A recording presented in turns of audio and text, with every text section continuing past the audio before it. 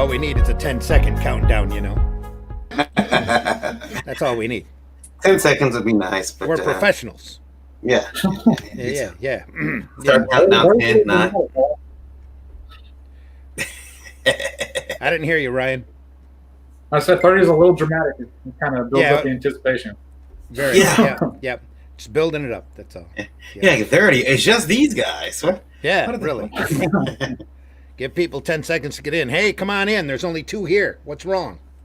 Oh, they'll be in. There's 4 of us and only 2 of you. Come on. Nobody's hitting the like button yet either. Unless the hate mob was random away. Oh, boy. It's all that hate talk the last few days. Yeah. We didn't mean it. Oh, yeah, we did mean it, actually. Very much meant it. We very much meant it.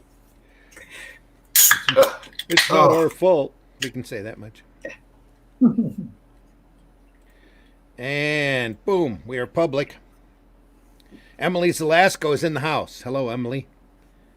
Glad you're listening. You are welcome here anytime. All you have to do Easy. We will send you a link. Good old, Michael Odin. Big Mike Odin. And easy. Hello, everybody. Hello. Glad to have you here with us tonight. It is Indie Vote, as it usually is.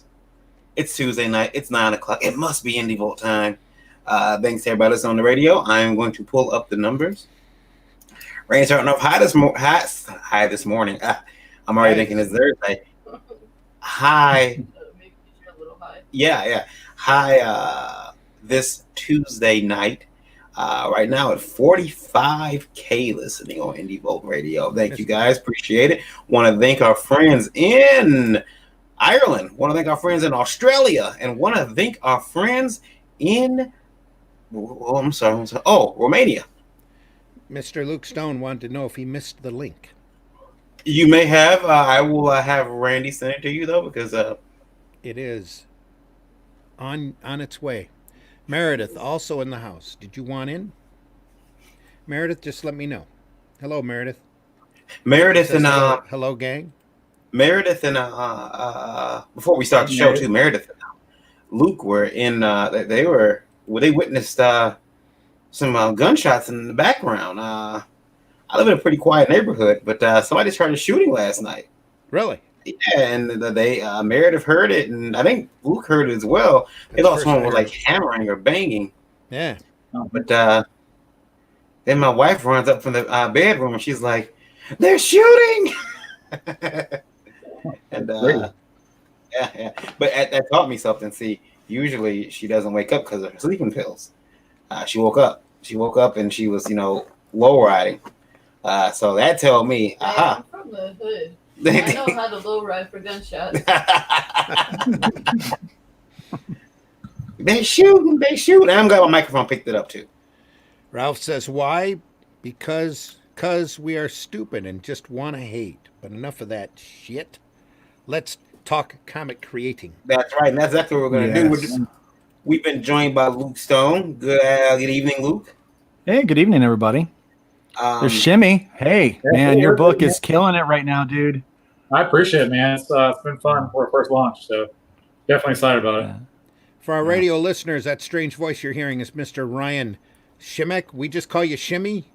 Is that what it is? Shimmy work? Yeah, whatever you guys. I've heard it all. So that's the name of your company, right? Shimmy Comics.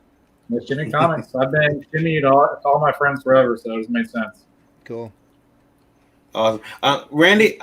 We do want to remind people before we really get started that the opinions expressed in the preceding broadcast are not necessarily those of Indie Vote Media LLC, its staff, contributors, or sponsors. Viewer discretion is advised. It's advised. Actually, it's more than advised. Yeah. I'm going to hit the intro and let's get into it. I'm hitting the intro. You're hitting the intro? I'm hitting the intro. You go ahead. Ready? Hang on. Here's the intro.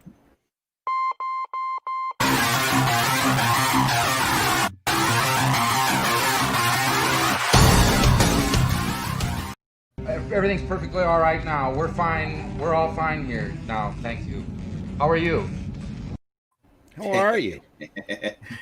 Hello, everybody. My name is Arian Grant. I am the co-founder, co-publisher of Last Call Comics. Been making comics since 2008. way back then in 2008. Geez, seems like so long ago. And I'm the founder of IndieVolt Media LLC. This is IndieVolt Live. I'm joined by, as always, by the lovely Lola, the Indie Princess. She's and as well as Mr. Zimmerman is Hey, here. everybody. Yep. We got two guests, but we'll let Randy introduce himself first, and we'll talk to our guests. Hey, I'm Randy Zimmerman. I've been doing alternative and independent comics for a lot longer than Varian has. And anyway, Arrow Comics, Caliber Comics, Antarctic Comics. I've been printed by a lot of different companies, and I've self-published under a lot of companies. I've done just about everything in this business that you can imagine. Right now, I'm an award-winning commercial and graphic artist whose specialty is commercial art for advertising and educational purposes, because it pays better. But other than that, I do the Zim Geek channel, also on YouTube, which there is new content, believe it or not. I put a video up just yesterday. So, I seen it. I shared it. how to draw Felix the cat. You can do it. Anybody can do it. It's all great. Other than that, I'm here on the Indie Volt, and joining us tonight is we've had this guest on before, Mr. Luke Stone. Yes. Hi. How's everybody doing tonight? We're all good. You're all good? Great. Well, Yeah. Varian's hanging on by a thread. But. He's hanging on there. I could tell. Yeah. It's good to see everybody tonight. I'm Luke Stone. I'm the writer and artist for a book called Hybrids: The Sons of Gods. You can actually find that on Indiegogo right now. I'm excited to talk comics tonight with Ryan Shemick here. I've been seeing him on Facebook and posting his stuff. I'm excited about that. Well, there goes the build-up I was hoping to do. That's all right. My bad. No, you're fine. I was going to I say we have a special guest, the first time he's been here. I stole his thunder. I stole Randy's Ryan thunder. Ship. My bad. That's Yeah. all right. Not the first time. Anyway. Yeah, but you can find me. You can find me at LukeStoneStudios.com. Right at the top, there should be a hot link. It'll take you right to that Indiegogo. You can check that out tonight. Maybe do it during the show, but maybe wait till after because this is going to be a fun one. Yeah. Hey. Also joining us is Ryan Shimick. Ryan, introduce yourself. Tell people who you are and what you do. Yeah, hey guys. I've been enlisted Air Force for almost 14 years now. Self-published my own novel about 6-7 years ago. And just doing the Air Force, I haven't been able to write like I want. One day I discovered a comic script and thought it looked pretty cool. I've always loved comic books. Didn't know it was really anything realistically I could do. Started writing some stories, fell in love with one of them, and now we're running with the Pits on Kickstarter, and it's doing great. And also super happy to be here. So definitely Cool. pleasure. Well, then Ryan, we have to welcome you. Welcome to the party, pal. There you go. Welcome to the party, pal. Now, Ryan, you're in the Air Force. I always wanted to go to the Air Force. I went to military school for 4 years, and I wanted to go to the Air Force. And the only reason that I did not go is because that I decided I didn't want to go is because the recruiter told me I would never fly a plane. Yeah. You're too short. You're not flying a plane. And I'm like, what? Yeah. He's like, no. So it's funny too. They took us to the local base, Selfridge Air National Guard base. Oh, somebody sent Meredith the link. I didn't catch that she needed it. Well, she's here. Yeah. Air National Guard, Selfridge Air National Guard base, which I now live like 10 minutes from, if that. Yeah, if that. But I remember that one of the young ladies who came with us to the base, she tried taking something out of the armory, one of the bullets, because she thought it would make a great toy. Oh boy. Yeah. Yeah, let me tell you something. They shut that shit down. They shut that base down until they got that. We were never invited back after that. Yeah. Anyway,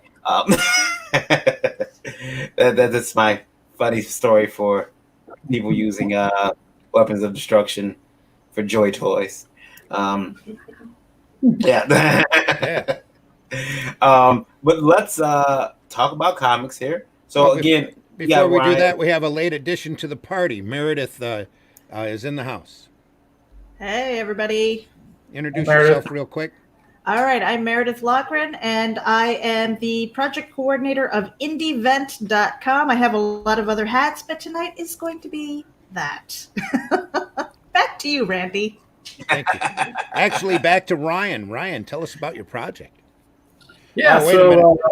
so We have another person that just came in the green room. I think he's here for the Cheetos. You want me to bring him in? I think he's just hanging out. He might just be hanging out. Is he just hanging out? If He you're can just bring hanging, well, if you want in, sign in guest. He can bring himself in. Turn your He's got- yeah. You can bring yourself in. Okay, He's cool. got- Sorry, Ryan. Go ahead. yeah, you're fine. So Go yeah, ahead. so I'm a huge fan of like brutal, gritty fantasy, like authors like Joe Abercrombie, and so I pull a lot of influences from him and like George R. R. Martin. Everybody knows Game of Thrones. So my story is about a girl named Elle. She's just this normal girl living on a farm with her family.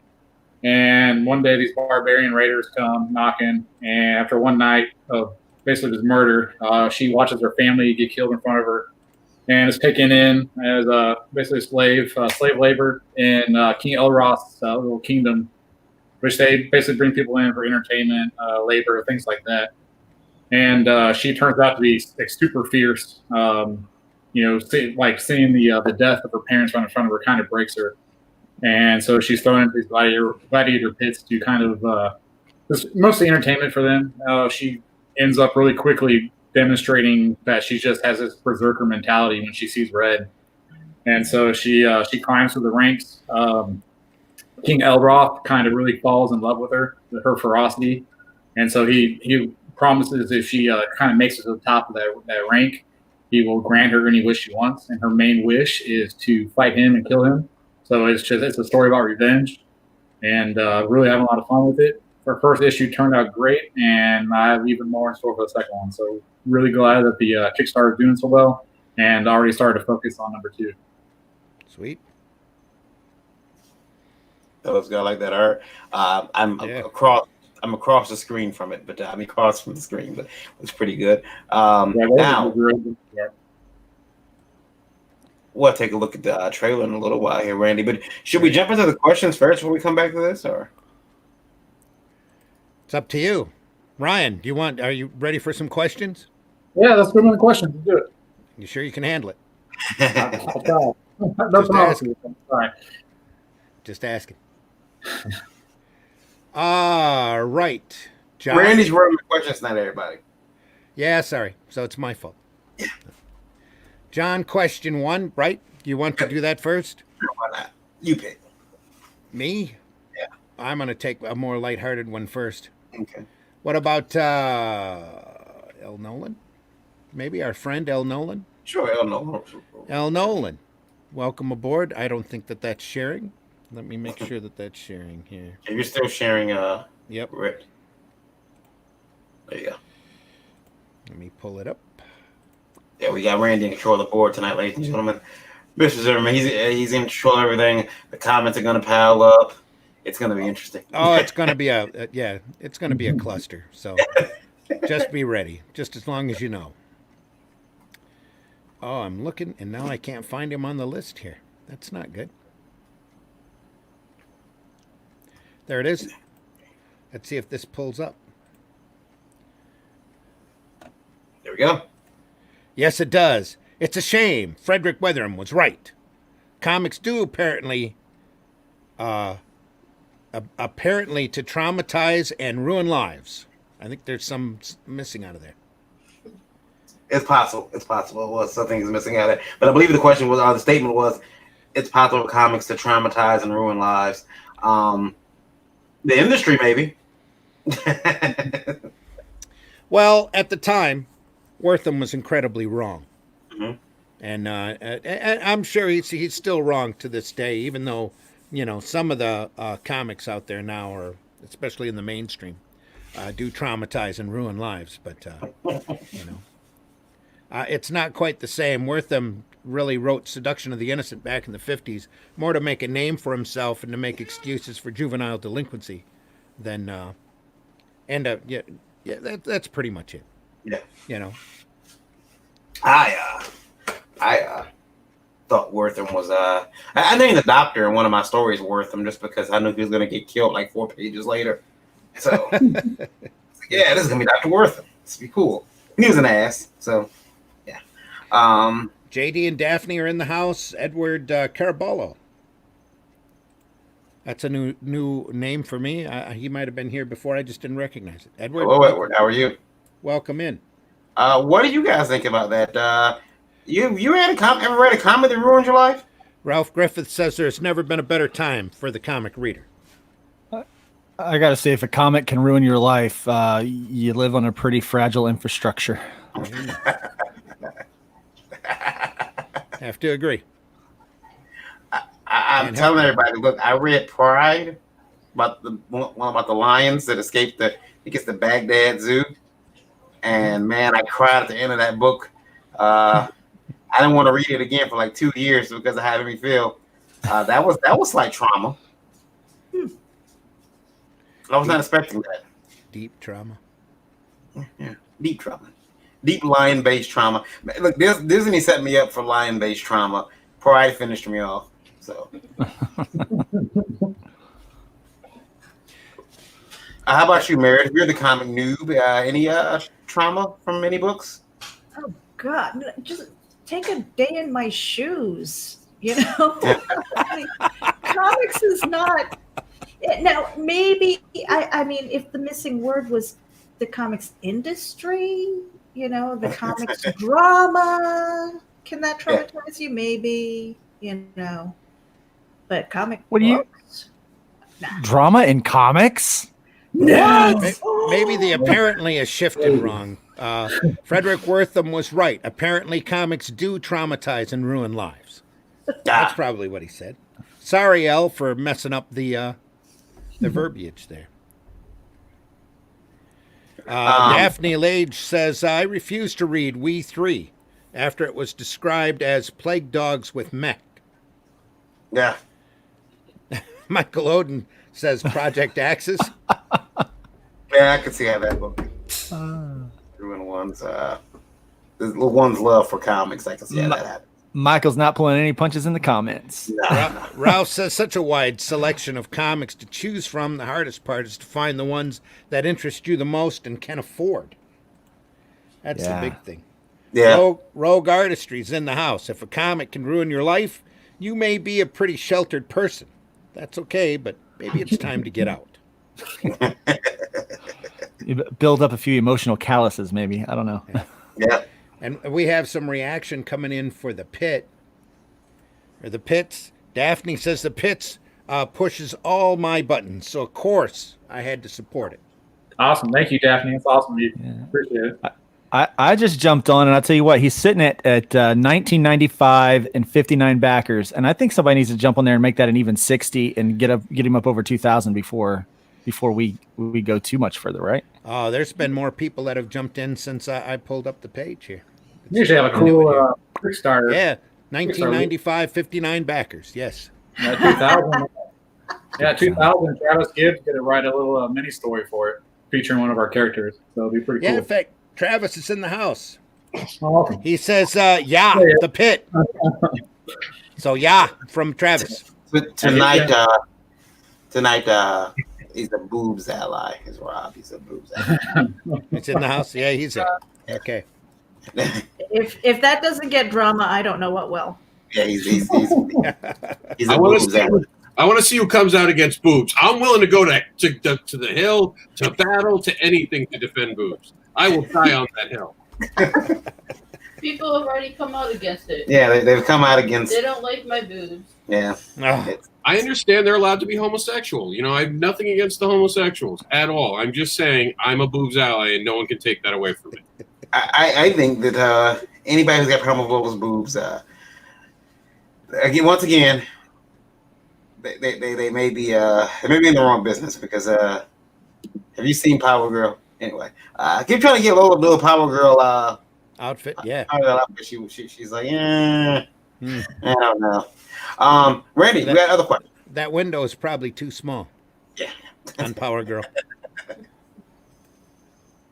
Next question.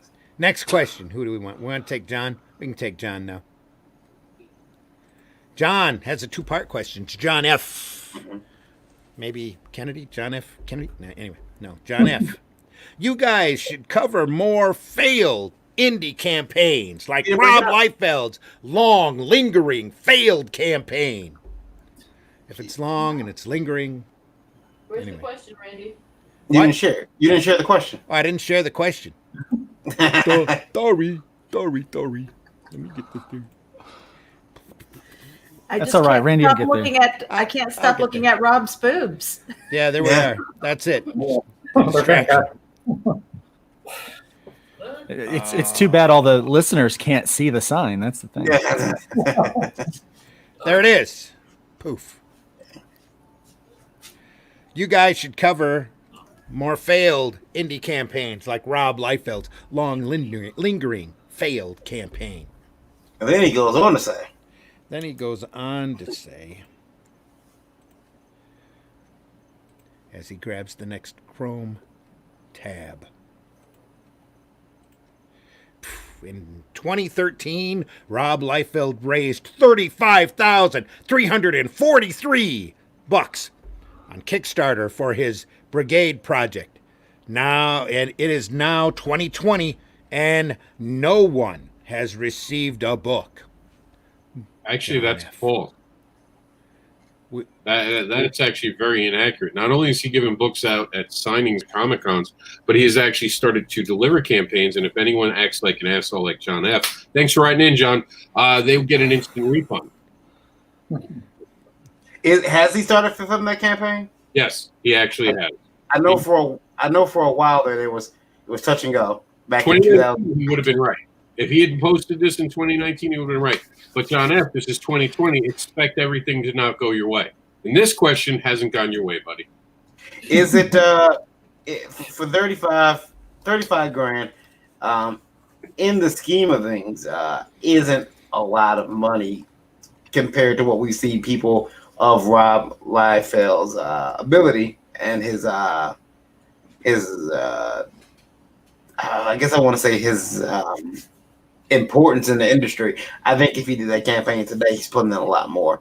But do you think he hurt himself by not fulfilling that campaign? Oh, yeah. I'm going to be honest. There was an issue with feet.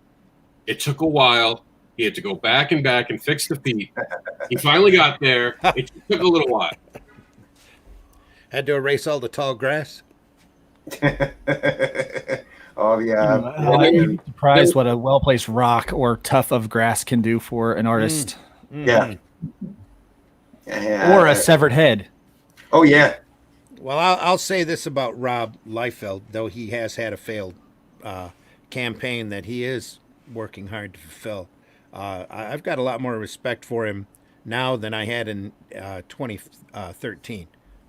So he's come a long way. He hits deadlines now. He's grown up quite a lot. He's got a family, grown family, and is shouldering that responsibility greatly. So you can live and learn, or you can go back and dig up old campaigns from 2013 and complain a little. So Yeah, I definitely What do agree. you wanna do? People are able to earn people's trust back and forgiveness. So I think it's definitely good. He's on the right track and doing what he needs to do. I mean, my only thought to that is there's so many great campaigns that are fulfilling that out there right now. Why look at the past, and that kind of stuff. I mean, it's not going to fix anything. that's part of that negativity that we Well, want to yeah, try 'cause to I'm start just- getting away from. I'm just curious if John F. Actually had a problem with not getting his product, or if he's just shilling bad news. Jim O'Reilly in the house. Hello, Jim. Such awesome. I don't know. It could be a combination. I have no idea. John, did you ever did you order his campaign? Did you ever ask for a refund? Were you disgruntled, or are you just mad at Rob because he's who he is and has kept $35,000 of books that he's finally starting to fulfill? It may have taken him a while, because 2013. Geez, I don't think I even heard of. I had no Kickstarter. idea it existed until a month or so ago when somebody pointed it out. Oh, the book. Yeah, or the Oh, campaign. I thought you meant Kickstarter. No, I meant knew Kickstarter existed. Oh, that's funny. Yeah, and I don't want to be attacky for at John or anything like that, but I'd like to know if this was something that he had an issue with, or if Yeah. he's just kind of, Now, is this the oldest unfulfilled comic campaign? He said Brigade. I think Brigade is what he's filling now, right? Yeah. Yeah, I don't think there might be an older one. Crabs in a bucket. Not from him, but from somebody else. Yeah. But But The oldest not fulfilled campaign for comics is actually that stick figure one, which to this date has not fully fulfilled their obligations to that Kickstarter. wow. And we'll talk about that if you want to. I mean, we got time, not tonight, obviously, but we could talk about that. Why hasn't that campaign been fulfilled? We could talk about that. But I mean, really, we spend a lot of time trying to push the campaigns that are active, that we like, and that we think people should give it a look at. I feel like if we spent a whole episode talking about bad campaigns, it might actually have the reverse effect. That's very true. And discourage everybody. I will also say that if Rob Liefeld were to start another crowdfunding campaign, no matter how much he was asking, he'd still probably pull down more than most of us doing a crowdfunding campaign just from his name recognition. So whether he's had a failed campaign before or not. Yep. I agree. Next question. Tori Hill says, let's say we only have limited time here on Earth. Why not only concentrate on the ones that made it and left the blueprint on how to get there? Truth is, there's so many ways to fail and many ways to win. And for the record, Rob Liefeld did not fail at crowdfunding. This is also inaccurate in the way that it was written. He successfully ran the campaign. Yeah. He failed to fulfill until 2020, which, yes, is an issue. But again, if we stopped and talked about everyone who's doing something wrong, John, we'd have to involve you because you didn't write this question right. So then we have to dedicate an entire episode to how you can't write a question right, and every other idiot who don't write the question right. So we thank you for coming in, though. Really appreciate it. I think too that we, again, just spending so much time on people who didn't fulfill, we miss out on talking about people's campaigns who have every plan, every intention on fulfilling. We miss out on talking about some of the better books that are coming very soon. All right, next question. Jim O'Reilly says Rob has a loyal fan base. Yes, he does. Yeah. Yes, he does. Next question. And Rob always answers my Twitter questions too, so that's cool. Rob's a good dude that we all need to learn to respect and stop trying to pick on him because we're being crabs. When you get to be Rob Liefeld as much as you did in this industry, you can talk to Rob Liefeld. Next question. Ben says, as a store owner, I cringe at shows like this that promote crowdfunding campaigns only. Local comic shops have been the life's blood of this industry. Everyone, YouTubers included, have turned their backs on us. We will not forget who you are. Ooh, me. Ooh, me. Well, you go first, Rob. You go first. I think Rob wants to go first. Yeah, Ben, hi, Ben. You've been here before. We've talked before, Ben. Welcome back. Ben, you know how many of your comic book shops have turned their back on creators? And when you guys were in the driver's seat, you thought it was real fun to be real nasty. So here's the thing, Ben. Leave me your business card. When I have time, I'll check your business card out, and I'll decide if you're worth my time. Maybe we can have a consignment deal, Ben, where I'll get back to you when it's convenient for me, and maybe I'll give you some interesting, feedback. I don't know. I'm a very busy guy. We'll talk. You don't call me, though. I'll call you. Are you giving them the same spiel that you heard time and time again? And every creator's heard that. I know you've heard it, Barry, and I'm sure Randy's heard it. I'm sure when Luke gets back, he's heard it. I'm afraid I have heard it. Yeah. I've heard it from some. I'm not going to lie. I've heard it from some that, we just can't carry your books. It's funny, too. I remember leaving some of my first books at a store. I said, well, let me leave these here, and I'll be back in like a week. And if the store owner doesn't want them, I'll just pick them up and be on my way. And I come back, and the books are gone, and the store owner doesn't know anything about them. Yeah. He sold them, and, that was it.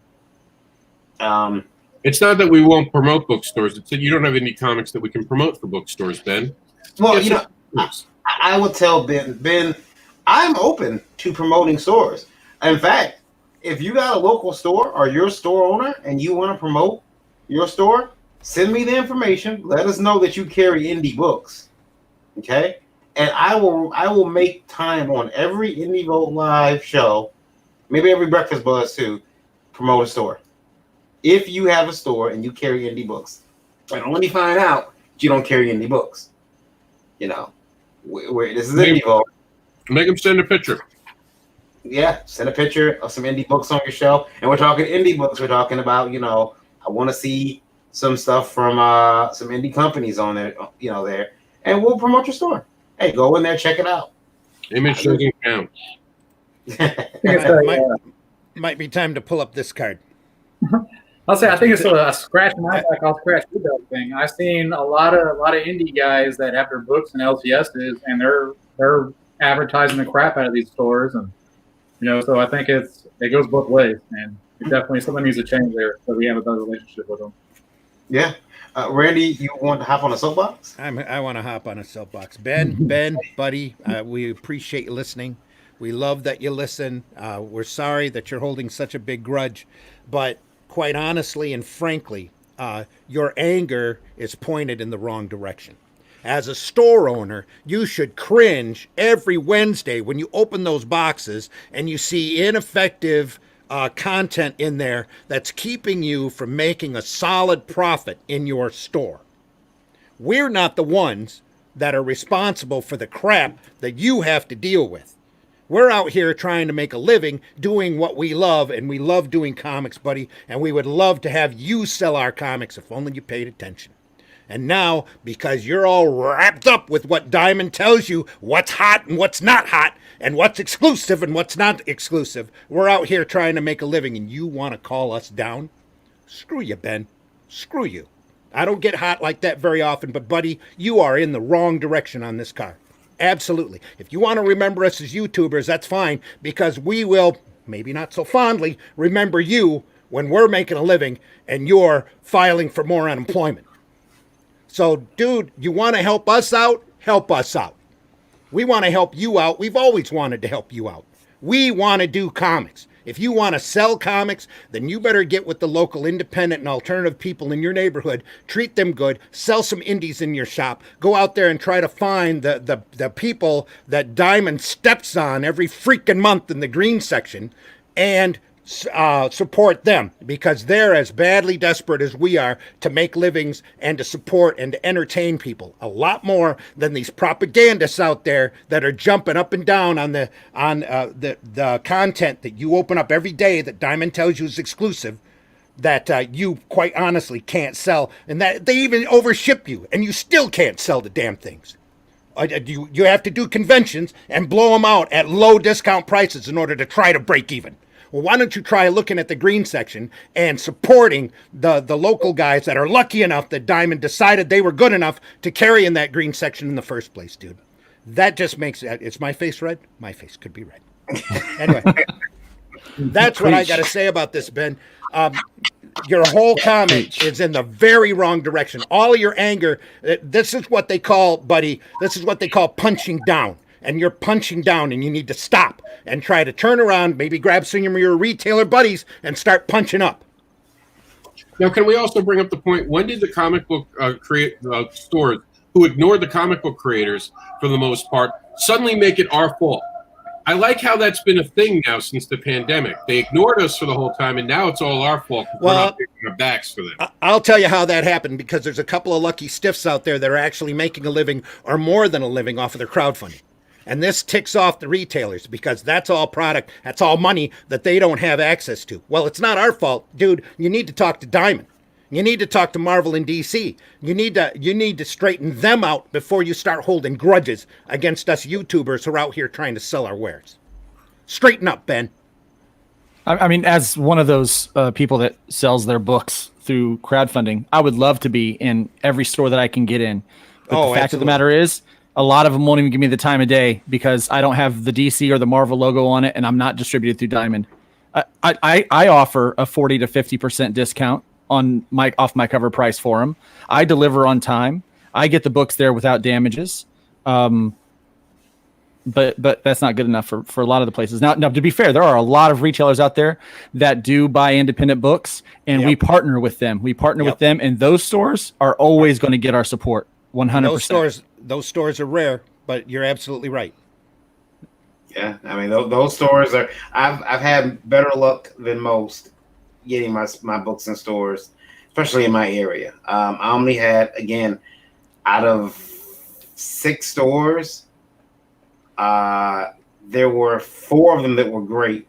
One guy didn't take any books. He said, "I don't know if I'm going to be in business," and he was closing up shop within 2 months.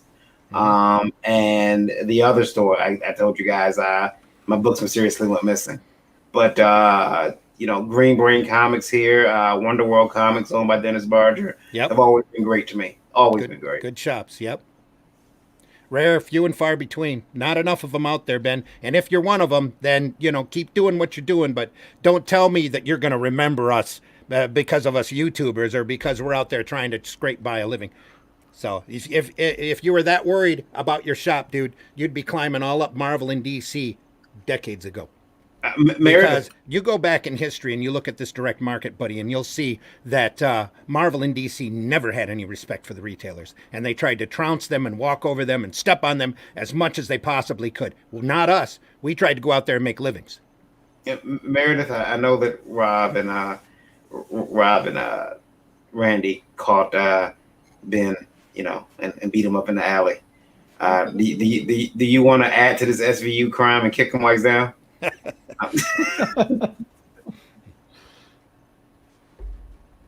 Is she there? She's muted. Oh, she's muted. Oh. You're muted? I'm here. Okay. She's probably just back there laughing. Did you want to wait? The old guy's face is red. Did you want to weigh in on Ben's question or statement? No, you know what? I was totally enjoying Randy's rant.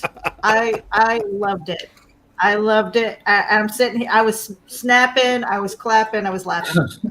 Randy, don't I don't go off very often. Yeah, I'm sorry, but that's the way I feel. I've been in this business since the '80s, Ben. I've seen I saw the direct market get formed. So don't come at me with this crap. Just don't. Yeah.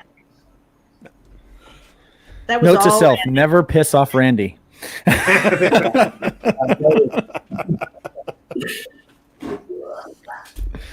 Yep, that was all Randy today. Sorry. I guess we can take Ben's question down now. Thanks for writing, Ben. I'm gonna move my box out of the way now. Sorry. What's that? The views of those? Views and opinions expressed here. We need to run that again. Yeah, the opinions expressed in this preceding broadcast, not necessarily those of IndieVolt Media LLC, its staff, contributors, or sponsors. Viewer discretion is advised. Ryan, I suppose, Ryan, did you want an opportunity to take a swing at Ben, or? No, man, I think you articulated it pretty perfectly. I don't really have anything to add to that. All right. No, go ahead. Beat up Ben. It's fun. You'll feel better. I said I'm still super new to the world, so I haven't developed this animosity yet. I've seen it, and I definitely understand why it's there. And so hopefully it'll change while I'm involved, or now that I'm involved, when I say because of me. But it'd be nice to see it kind of go both ways now and scratch his neck. See him booze in the house is totally speechless. Oh no, not quite. There he says, "Hi guys, yes, free the nipple." That's what I'm saying. That's what he's saying. Let me get rid of Ben's question here. Somebody else want to read the some of the other comments here? Let's catch up. Rob is a loyal fan base. Talk about retailers only. Daphne says, talk to all the retailers who only wanted my comics if they were in Diamond, while Diamond refused to carry my books. So, yeah. Yeah. What can you do? It's so hard to jump through the hoops to get to Diamond as a small publisher. Yes. Next to it, well, a lot of hoops. Wow, good to hear from you, V. I was worried for some time. Same to you, Randy. Well, yeah, worried about me? Okay. Thanks, Jason the artist. Hope you're in good health, my man. I'm trying to get better. Trying to get better. Ralph says, if you're an indie-friendly store, we are glad to have you aboard promoting the books. Yeah. Meredith says, preach. Rogue Artistry says, damn, Randy spit some real shit. CM Boo's Randy, the Indie Invader's them. There we go. Michael Odin says, strike him down, Randy. I can feel your anger. Good. Good. CM Boo says, I'm lagging behind. JD Calderon says, oh, Randy, go. Flip that table, Randy. Daphne says. Denny, oh, wow. There's a last name. Sorry, Denny. I know we went through this last time, too. Love it, he says.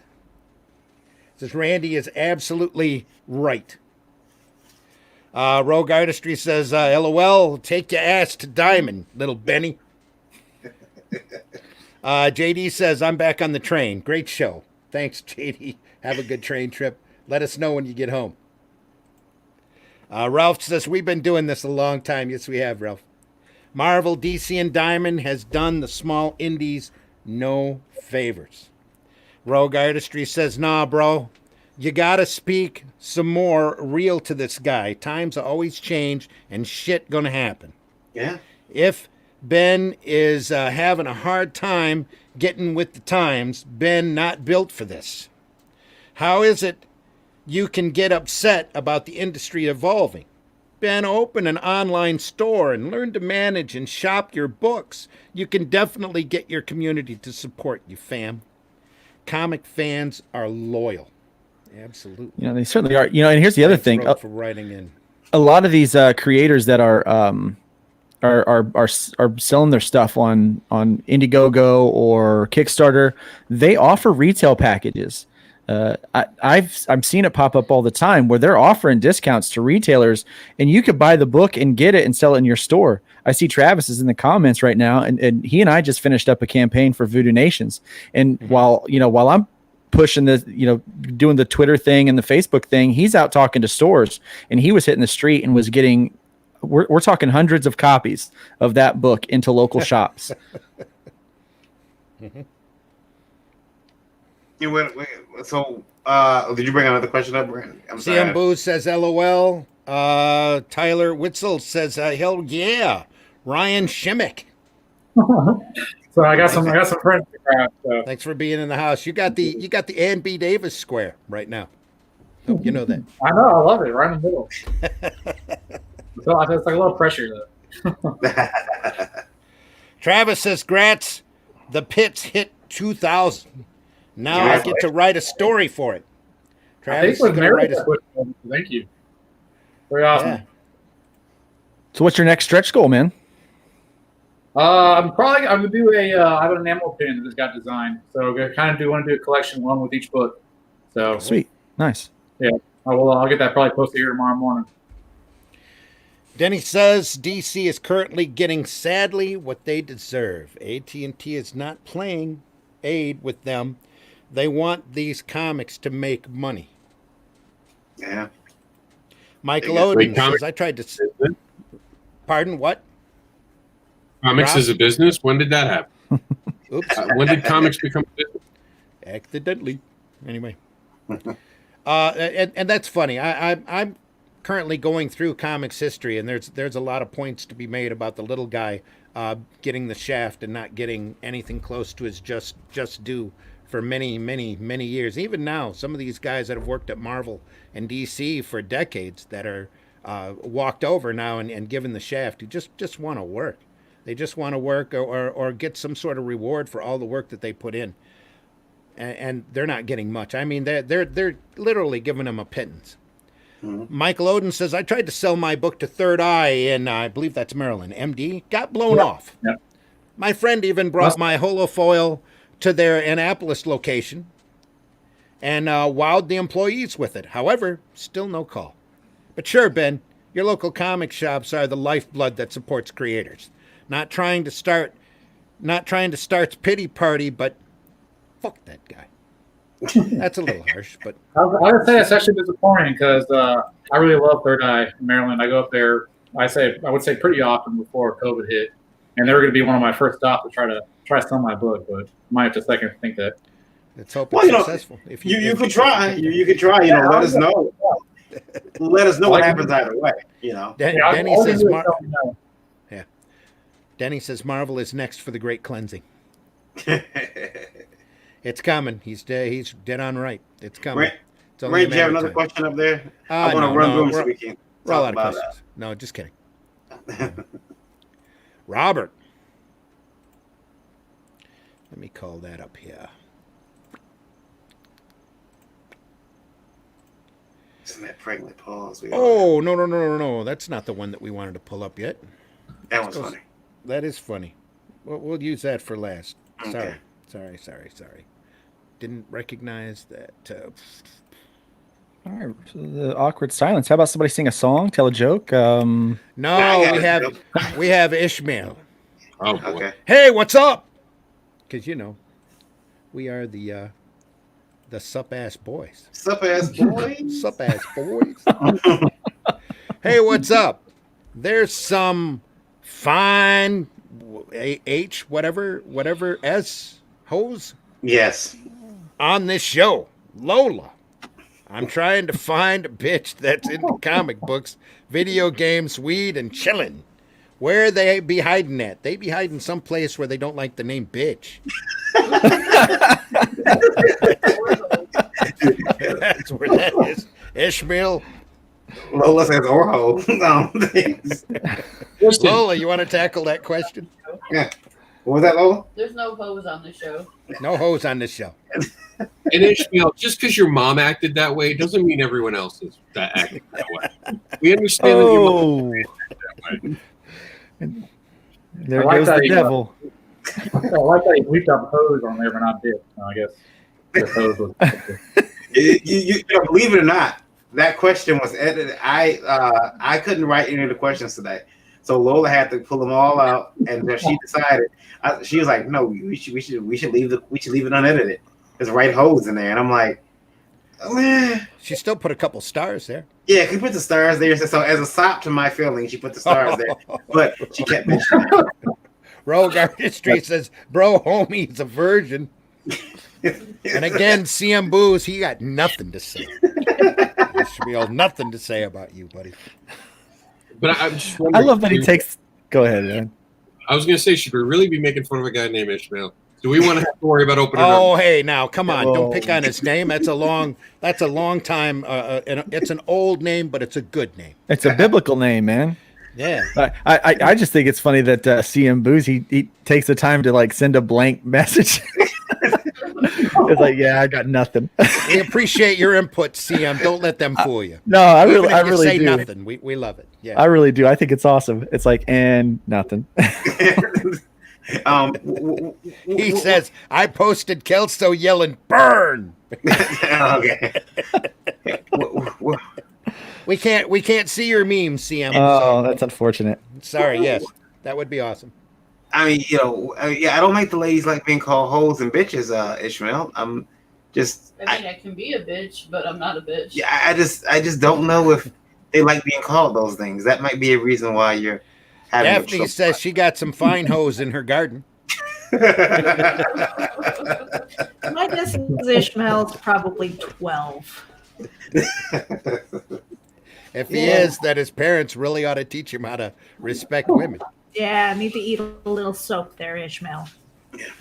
Ishmael, believe me when I tell you, because this is the old man talking again. There's a lot more women out there into comics, video games, weed, and chilling than what there's ever been. So the problem isn't where are they at. The problem is where are you looking. So and how are you treating them? Because calling them bitch ain't gonna keep them in your house, buddy. Yeah, please don't. Stay in your basement. Oh, And tell your mom I said hi. I'm gonna start writing in questions so I can be roasted by the panel. Well, I think some people do. I really do. I think that they do. I'm gonna get roasted. CM Boo says we love Krista. Yes, we do. Yeah, we try to. Sometimes she can be a real. Never mind. Jason, the artist, though, thinks that's a fine question right there. We are here to help, Ishmael, and definitely get out there, but show some respect. Yeah. And you'll get some respect back. Mm-hmm. I think the next thing that IndieVolt needs to do is start a dating site. Yeah.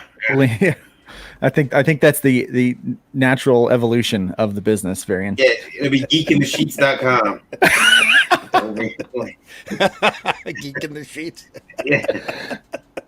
That's funny though, Varian. He's too young to have experienced a woman's warmth. No, man, he's a child. No BS. Gotta be. Lovely Ishmael. Thanks for writing, Ishmael. Ishmael, keep going. Keep us apprised to your love life, buddy. We are concerned, and we do care about you because you listen to the show. Yeah. Hey, if there's any lady out there that's into all of these Comic things that books, Ishmael videos, has, games? No, chilling. Maybe not. Maybe not yet. Maybe not. We're gonna have a lot of weird comments if you go down that road. Yeah. You need to know. Try to look up Ishmael and maybe don't know there's a what- love connection out there. You know, do a little social distance dating and stuff. You don't want to start the prostitution racket that we all get arrested for. Right? That's very true. That's very true. Hey, you know what? I could start whatever I want. They'll just blame Rob. Yeah, they will. No, the blame Varian. Yeah, I'll get blamed for the IndieVolt sex ring. I'll just what? be here holding The old IndieVolt sex ring. Yeah.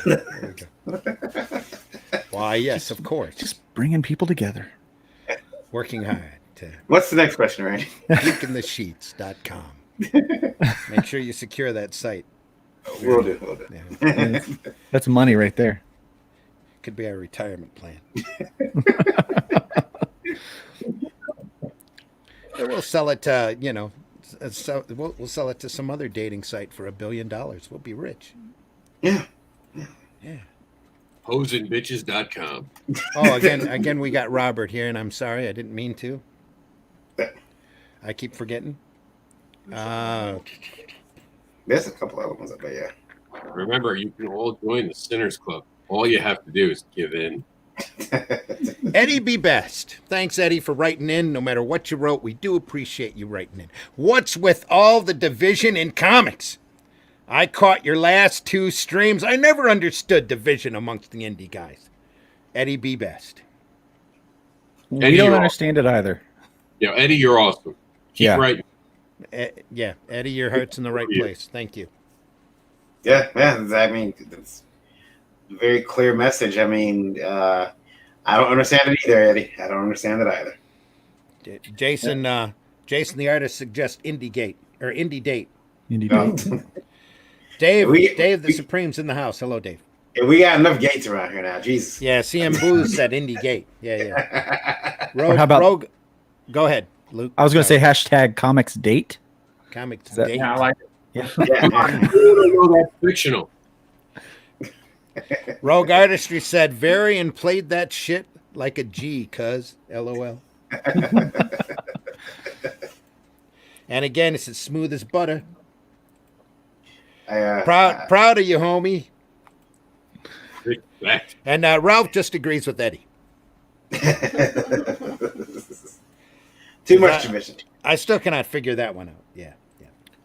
Whatever this, laugh my ass off proper. Is that what that is? I am a OP Yeah, I don't know what the P is. It's a new one. Playa.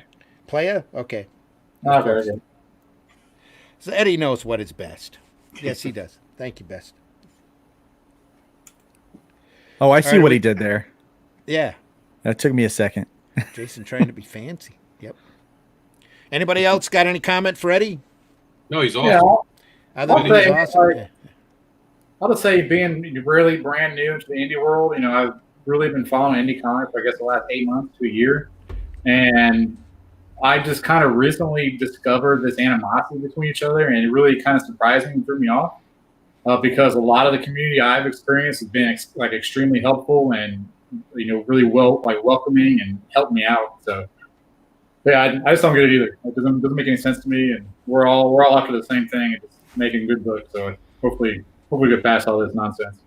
Ryan, Absolutely. don't make signs, you'll be fine. That was Eddie. Yeah, try not to pick a side, unless you have to, which is fine too. But Just pick the side of good comics. That's what it is. We all love good comics. Comics. just keep making them. You're gonna find an audience. Here comes Heather's question.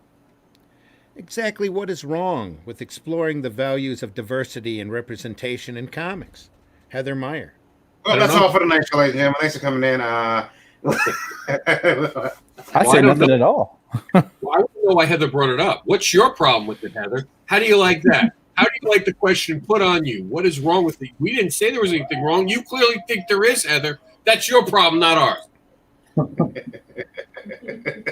It's not as fun when Rob does it. I'd rather hear Randy go off again. That's No, it's just I'm not going to pick on Heather for asking a question like that. There's nothing wrong with exploring the values of diversity and representation in comics. In fact, the comics is unlike what most people, some people think. It's not a small table. There's a small amount of readership right now because these companies have made it harder and harder for people to get access to great sequential art. But the table is wide open for anybody, and anybody should step up to the table that wants it. If you want a chair, take a chair. Take a chair, sit there, but do your best. Do your best and tell us all about, part of the reason I grew up in a small town that had maybe one person of color that was in school when I was in school. I used to love reading comics because of the diversity and the different representation that was. Granted, there wasn't as nearly as much as there is now, but there was some. I mean, one of the coolest thing about X-Men when I first picked it up back in '77. Yes, I read Giant Size X-Men 1. I still have memories of reading it in my yard. Sitting in my yard reading Giant Size 1 going, this is so cool, because they picked one from Egypt, one from Germany, one from Russia, one from Japan, one from the Midwest, and the original X-Men team were in it. So absolutely, the more diversity and the more representation, the better. Let's just help each other to hone their talents, so that diversity and representation is represented by well-talented people. Now, Yeah. Robert asked, what does that question mean? You ever see Star Wars and there's that guy who says it's a trap? That's what that question means. That question right there. That's a loaded gun, my friend. You run away from it.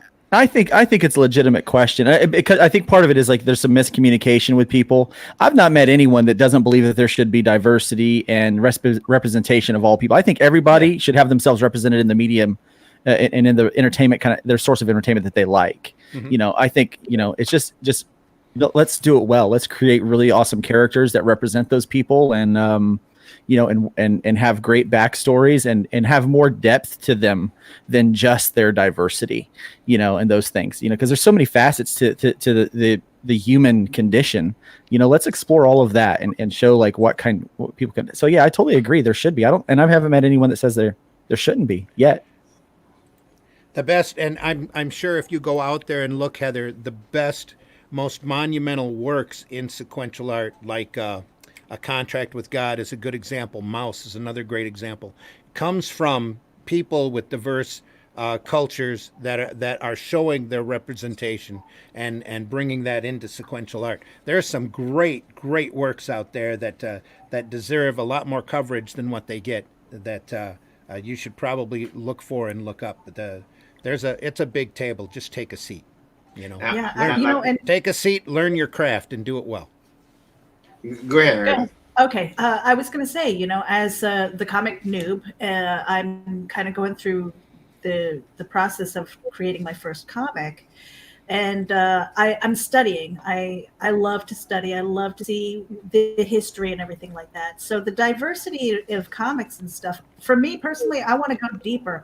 I want to find comic books that are overseas, even if I can't read the language, just to see what it is that they're doing. I mean, if you're looking at the cultural side of things, if you're looking at diversity, maybe look outside the United States too. Mm-hmm. Mm-hmm. And this may be the medication talking, but I do like it when scripts or comics have organic diversity, meaning that it's not just as forced. Mm-hmm. Oh, I'm putting this character in here because they check a box, and people understanding what that diversity brings to the table. Because I just seen an X-Men comic where Magneto was talking to all types of king shit while eating, because they all eat now. This motherfucker was eating a roast.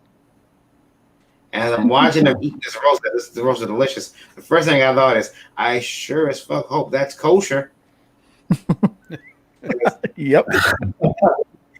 Because Magneto shouldn't be eating pork, yo. But, you know. It's probably brisket. I hope so.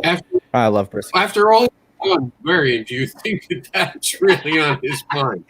After everything that he has done. Well, it probably wasn't That on the actually- writers or the artist's mind.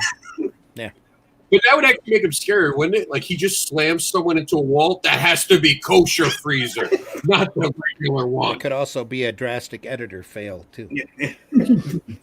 I like to think it's maybe it's a sign of Magneto slowly losing his grip. He's Oh. like, you know, all of a sudden he's like, I don't give a fuck if it's kosher or not. Give it to me. Could be. Um, Aaron Dowan says, Ryan Shimek, you are already finding your audience, man. yeah. And Aaron's a great dude. And what we'll do, we'll take one more question. We'll talk about this book. Ralph says diversity is good. Rogue Artistry says, what does the question mean? I'm not sure if he meant this question or the previous question. Jason Popson says, I think what it really matters is just telling a wonderful story. Stop focusing on nonsense. Ryan says, thanks, Aaron Dowan. I learned a lot from you guys. Oh, that's you, Ryan. Yeah. Add it That's to the me. chat. Okay. You feel free to just pipe in, just shut us up and say your piece, but so. And it's more diverse than ever before. Ryan again says thanks, Michael. Yeah, Michael backed my book. Yeah, he did. He did. Oh, Rogue Artistry says Randy sounds like Yoda. Thank you. Hey, Randy, Odin, we'll read What? one more question and then we'll jump into we'll talk about Ryan's book. Odin coughs. Yeah, that's really it, y'all. He was eating a steak. Was it a steak? Yeah. Michael says it's kosher. Ralph says, I don't think anyone is anti-diversity. The best part of this is we can create what we want, how we want it, and the way we like it. That's part of the fun of doing alternative comics in general. I think we're only left with that Robert question. Okay. And I'm afraid that one was aimed at me. It was.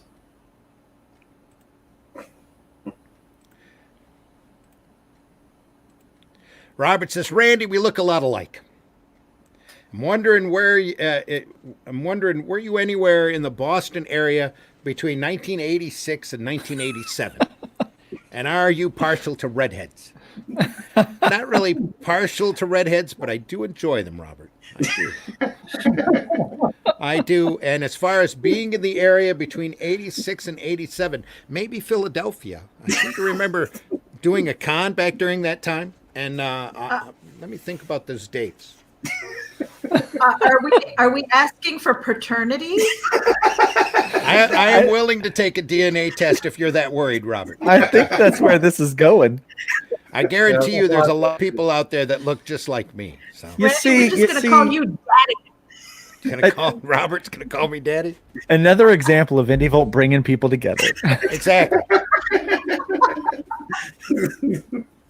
I believe I might have been dating a redhead back during that time.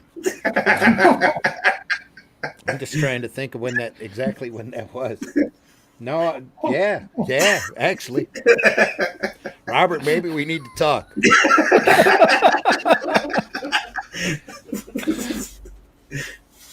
I'd be willing to give a DNA sample if you need one, though.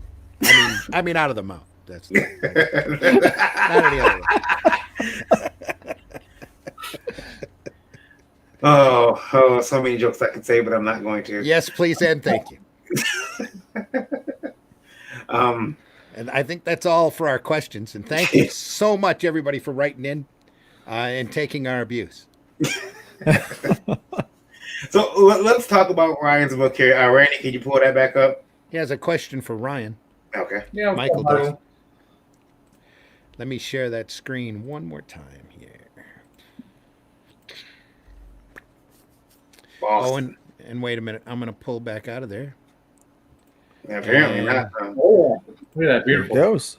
I'm going to get back in so I can share the audio on that. as well. Oh, you don't have to play video. Video is very mediocre. Very mediocre. Yeah, it's just me talking. It's something I'll definitely do different for number 2.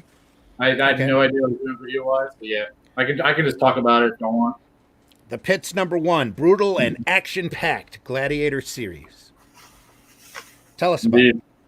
Yeah, so it's about this girl named Elle, and it's this fantasy setting. She's living with her family on a farm. It's just her mom and her dad, and she's helping her dad with daily chores, run the farm, helping plant crops, milk the cows, helping her mom in the kitchen, basically help run the household so she can take over one day. One night, some barbarian raiders start coming down, and they belong to King Elroth, who's basically this barbarian king who just all his men go raiding, raping, pillaging. And so this one bloody night, she witnesses her parents get murdered right in front of her. And you can kind of see in this page the raiders coming down to her farm, and so she snaps in this moment, and she's taken in as a slave, as a gladiator, because they see this fire in her, and they use these people as entertainment, as labor, stuff like that. So they bring her in and throw her into the pits, and she just kind of turns out to be a badass. She has this berserker mode to her. She sees red, and she just that's all she can see. All she concentrate on, in the moment. I think a lot of people have seen characters like that before. Joe Abercrombie does some great ones in his book. But her main goal is to face King Elroth and kill him. She holds him responsible for the death of the parents, and you kind of see this image right there. He just absolutely loves her. He's grown so fond of her and her fierceness. And so he's going to grant her a wish, and her wish when she kind of rises to that top is to face him in the arena. And so that's what she's striving for. Now you mentioned her this rage she has. Is the origin of that rage going to be in something that you explore in the comic? Yeah, it's in there. I think you kind of see right in the beginning when her don't want to get too much away when her parents are killed. And she just snaps. It's just kind of she goes from this purely innocent girl to this warrior, and it'll definitely be explored in this one. We're going to explore a lot more in number 2, especially with her and Elroth in the plans. But yeah, it's this one is definitely setting up for a pretty epic tale. I'm really, really excited about it. Cool. Let's go. Now, how many days left on that campaign, Randy? There is 21 days left to go. He's at $2,041. Yeah, 61 backers. For my first campaign, I thought $50 and $1,500 was like a reasonable, realistic goal, and I'm just absolutely blown away by the response so far. So it's been fantastic. How many pages are we talking for that book? What was that? How many pages is that one? So the first issue is 22, and then we also just unlocked a stretch goal, as you can see right there, for $2,000, which would be a mini story by Travis Gibb. So it's actually going to explore one of our supporting characters that's going to become really important later on. So it's going to be really cool to have that in there. So now that story, is that going to be illustrated, or is that going to be more prose stuff? Yeah, it's going to be illustrated, and we have a different artist. His name is Richard Kemp. He's done some small stuff, but kind of met him on Twitter and excited to see what he does with it. It's going to be pretty cool. Okay. All right. And now that's on Randy. That's Kickstarter, right? Yes. Yep. Okay. Yes, Kickstarter. Good old Kickstarter. Nah. Tweet. Just kidding. No, I like Kickstarter. Some people refer to that as the MySpace of crowdfunding. There's some comments for the book. I've been told. But Ryan, why you went to Kickstarter? Was there any particular reason that you chose Kickstarter over Indiegogo, or was it just? I think that's just kind of what I got introduced to at first when I, kind of came into indie and the same stuff, and I just got comfortable with it. And I've listened to some podcasts that kind of really just describe how to use it, and that's really kind of the reason why I did. It's funny. I have a favorite, but I've never used crowdfunding. I bought from crowdfunding.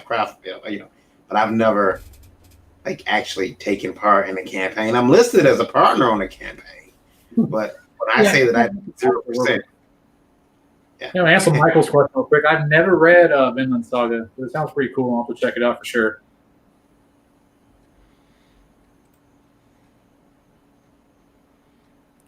Read what? Jason says the shadows look pretty sharp. Is Well, I will that a say- stylistic choice, Ryan? I will also say I actually colored this book. It's something I'm learning it and still pretty new at, but learning it, and I really enjoyed it. So, I mean, I hope it looks good. It's something that I got better with as the book went on, and so yeah, definitely it was fun to do, and looking forward to doing more. Cool. Sim is in the house. Hello, Sim. What's up, Sim? It's been a long time since you've been on the program, buddy. You need to let us know when you want to be on. Rogue Artistry says, dude, I paid for my comic outright. Was I supposed to do Kickstarter, or is that something we do to pay for the comic after and try to get another book?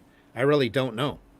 So, first though, for me, it was I pay for the book outright myself. All the art's done, everything's done and paid for, and I'm using this one. I kind of, I guess, looked at that as an investment in myself, and so I looked at this Kickstarter as a way to jumpstart number 2, and so I basically don't break myself trying to make the second one. Yeah, for me, I like when I started making comics, there was no crowdfunding. So it was, you had to have your own money to go. Luckily it was print on demand, because before that there was just, you had to make that investment and order. What was it, Randy? What was the minimum books you had to order?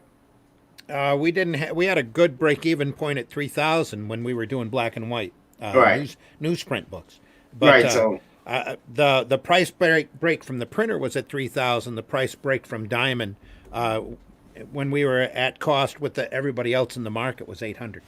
okay, so like for me, it was like if you had to order 3,000 books, you got to sit on 3,000 books. But and that was newsprint black and white. Yeah. Print on demand made it a lot simpler to and a lot cheaper. Yeah, you didn't have to order so many, but you did pay a much higher per unit cost. Yeah, you were paying like $2.50 per book, Yeah. but you can order as little as 50. I've seen people order as little as 25. At that point, though, you're pretty much like paying damn near the cover price. But again, like I didn't have crowdfunding, so I just got into this. I got into this. Just it was traditional. Just okay, get my book printed. And something that I said the other day. Will I go to crowdfunding at some point? Probably. I mean, everyone else seems to be having fun. I want that stress level. What? Actually, though, I will say I've watched all. Test with mine. Yeah, I'll test the Lolas, but I've seen all you guys run campaigns. Luke, I've seen Rob run campaigns, and I don't know if it's worth the stress. I mean, Luke's beard turned white. Luke's beard turned white. There's all kind of that.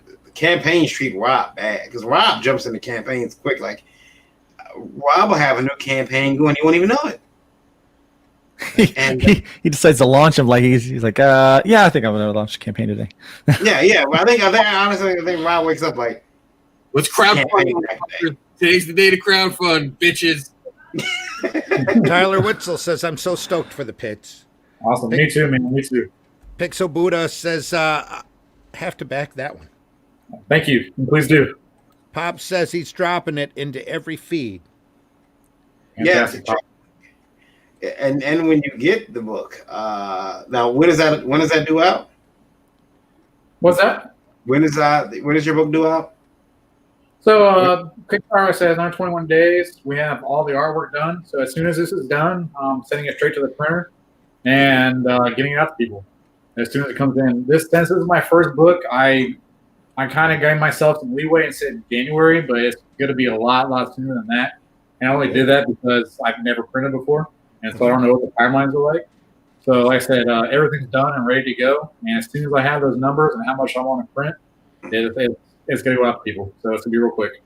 Now, That's a smart move, too, because it gives you a little bit of leeway in case some emergency comes up or there's a last-minute hassle or hurdle that you have to get over. all right. And Now, it's better to exceed your expectations than to blow your deadline and be a few months late and have everybody Exactly. mad. I don't want to be the guy on my first campaign that kind of missed the mark and loses trust in people. So that's kind of what I Ryan, will you be handling the fulfillment? I will. Yes. Yeah. Me and my fiance will kind of rock it together and get out to everybody. Cool. Now, Ryan, on this show, we really care about how people ship their books. So I want you to do me a favor. I want to make sure that when you're packaging those books up, you're using industry standard mailers. You're not going to just stick that book in a padded envelope and send it out, correct? No. I'm going to make sure they're nice, protected. I've gotten a few from different creators that I backed, and come in those made comic book shipping, and I will definitely be using those to make sure everybody gets what they want in the proper condition that they should be in. Excellent. Not just that, but you should be looking at stamps.com for your postage. That's right.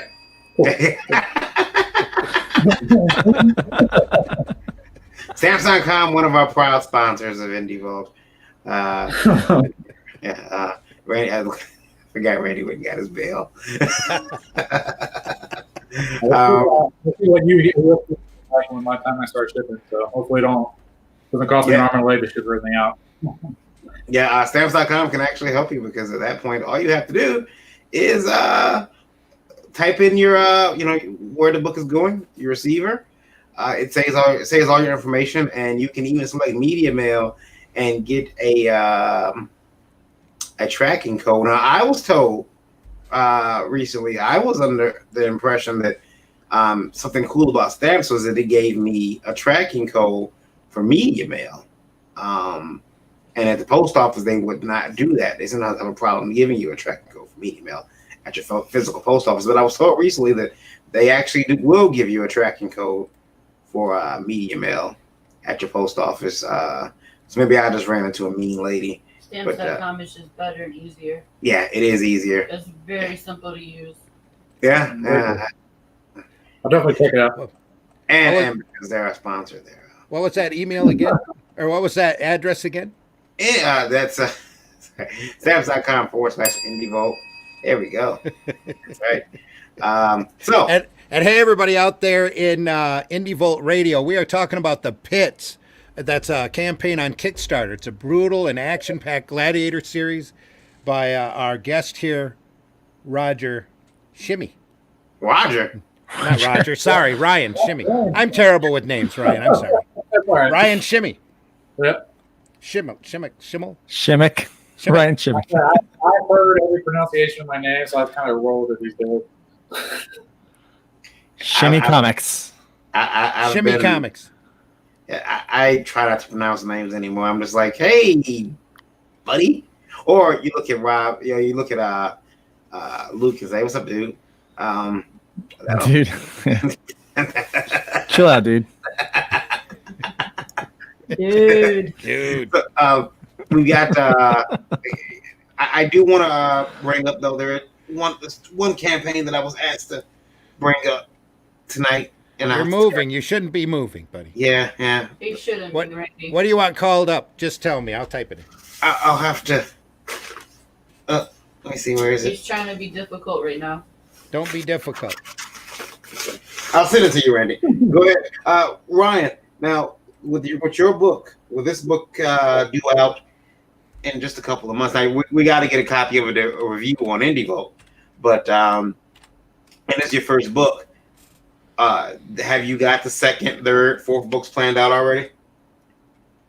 Oh, definitely. I got number 2 all outlined, ready to go. I know where it's going. I'm not so much like a super tight outline guy. I kind of am the type that I'll play through the entire issue in my head and know exactly where it's going, and then it'll get fleshed out on paper. So number 2 is going to be even bigger and just continue off from number 1 was, and it's going to be just great. We're going to start and get in production as soon as this campaign's over. Mm-hmm. Cool. Where are we going? Oh, you sent me a. Yeah, and I'll tell you this, Ryan, you're lucky because I know some people who started their first campaign, came into the industry first book, and they failed. And so to have a successful first campaign is a big deal. So congratulations. Mm-hmm. I Thank think I think you're gonna do fairly well. You already passed your goal. Yeah. Still a lot of Thank you, time man. left. I've had some great support from family and friends, and then I've met so many cool people in the industry. Like I said, Travis Gibb, Aaron Dowen, Chuck, all these guys have kind of given me advice along the way and really kind of help promote stuff too. So I learned a lot from them leading up to this, and I think that's really what led to me having the success I did. So we'll be forever appreciative of that. Can you see our radio numbers? I can see I'm looking on the app here. Give me 1 second, since I can't move.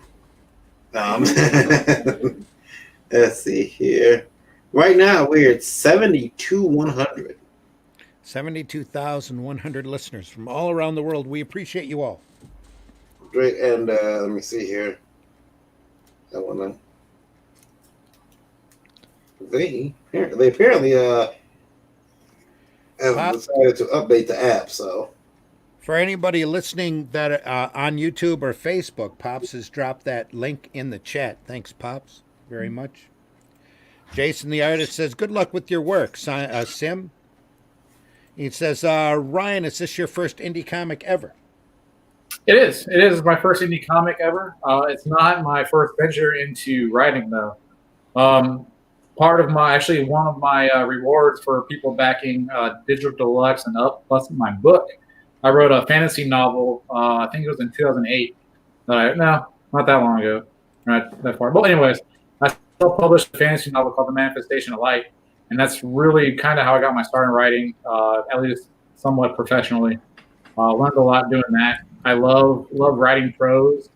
Just my job in the military currently, I just don't have the time to dedicate to it like I like. And comic was I've always loved comics. Grew up reading Spider-Man, X-Men, all that, like a lot of you guys. And when I found out I could write a script and hire an artist and collaborate on an awesome project, I was set and I was sold and jumped right in. Cool. I did want to bring up something. Randy, I was looking online. It looks like have we been kicked off of Facebook? Somebody complain? I'm not sure. I'll check mine. Okay, you guys check yours. I did want to say that also, since you guys are No, we're still running on mine. okay, just wanted to make sure. So Just wanted to make sure. Gabriel tagged something else though ahead of it, but it's still there. It's Okay. still there. Cool. Just wanted to make sure. Yeah. I hate talking to no one. No, we got Twitter. Oh, we're not talking to no one. We're talking to 72,100 people. That's right. But I can retain numbers better than I can names. How do you like that? Also, because you're putting this book out, we'll make sure that we keep promoting it, until the campaign's closed. And then, do you got any plans to move in demand on another platform at that point? Yeah, I'd love to do it on Comixology after that. So it'd be definitely really cool, and I'll of course have physical copies on my website too eventually. And you can, if once you fund on Kickstarter, which you obviously will here, you can move over to Indiegogo. It's a process. Rob knows it a lot better than I do, where you can open up basically a store, an in-demand store, and because you funded on Kickstarter and have an on-demand, basically a cleanup store over on Indiegogo that people involve. It gets you access to another set of people who might not go back and forth, because there are some people who stick to just one crowdfunding a platform. I don't know why, but Silliness. Hashtag get an education. Randy from IndieVote Radio, I have a question. Sure. Okay, and this one is from Chile, the country. Awesome. Chile. This is from, and I'm sorry, 1 second. Oh, this is from G. Gee. And G says here, while when drawing, the only pages that G can find are 15 by 17. Okay. This isn't the normal comic size. No. But will people think lesser of him as an artist if he cuts the pages down. Why would people think less of him as an artist if he cuts? I have no idea. Sounds like he's getting poster board in large sheets. So no, just cut that down to what would that be, 16 by 17, and use a half-inch border or an inch border all around, right? Or 11? No, 12. Yeah. 12 Yeah, by 12. 17. Yeah, 12 by 17. 11. Well, yeah, it's 12 by 17 at the end of that. Or 40. 11 by 16. Put a half-inch border around it. That's Well, you know, the comic page, the ratio, you're actually drawing on about I think it's 16 and a half. 16 and a half by 10 is really what you're drawing at. So Yeah. Throw those in there. in the old days, it used to be 10 by 15. Well, in the real old days, you used to draw 2 up, and that was a lot bigger. So. yeah. Whatever works, rule out what a comic page is and figure out what your dimensions are out to the page that you're comfortable in drawing in. Nobody's going to think any less of you for cutting down board. Absolutely not. There's no right or wrong way to do it either, man. No, It's just absolutely. whatever it takes to get the job done. Yep. There are some ways you could do it to piss your editor or whoever has to put your book together or put your book together. I know that I've been given some really weird formats before. I had my first company. I used to give out paper. I gave out boards, and I had a gentleman come. Foolishly, yes, you're right, Lola. And I had a gentleman come in, and my secretary, when I came in, I knew something was wrong because she was super nice. Hi, you want to pop out of the refrigerator? Yeah, sure. Yeah, here you go. I'm gonna order a pizza. You want one?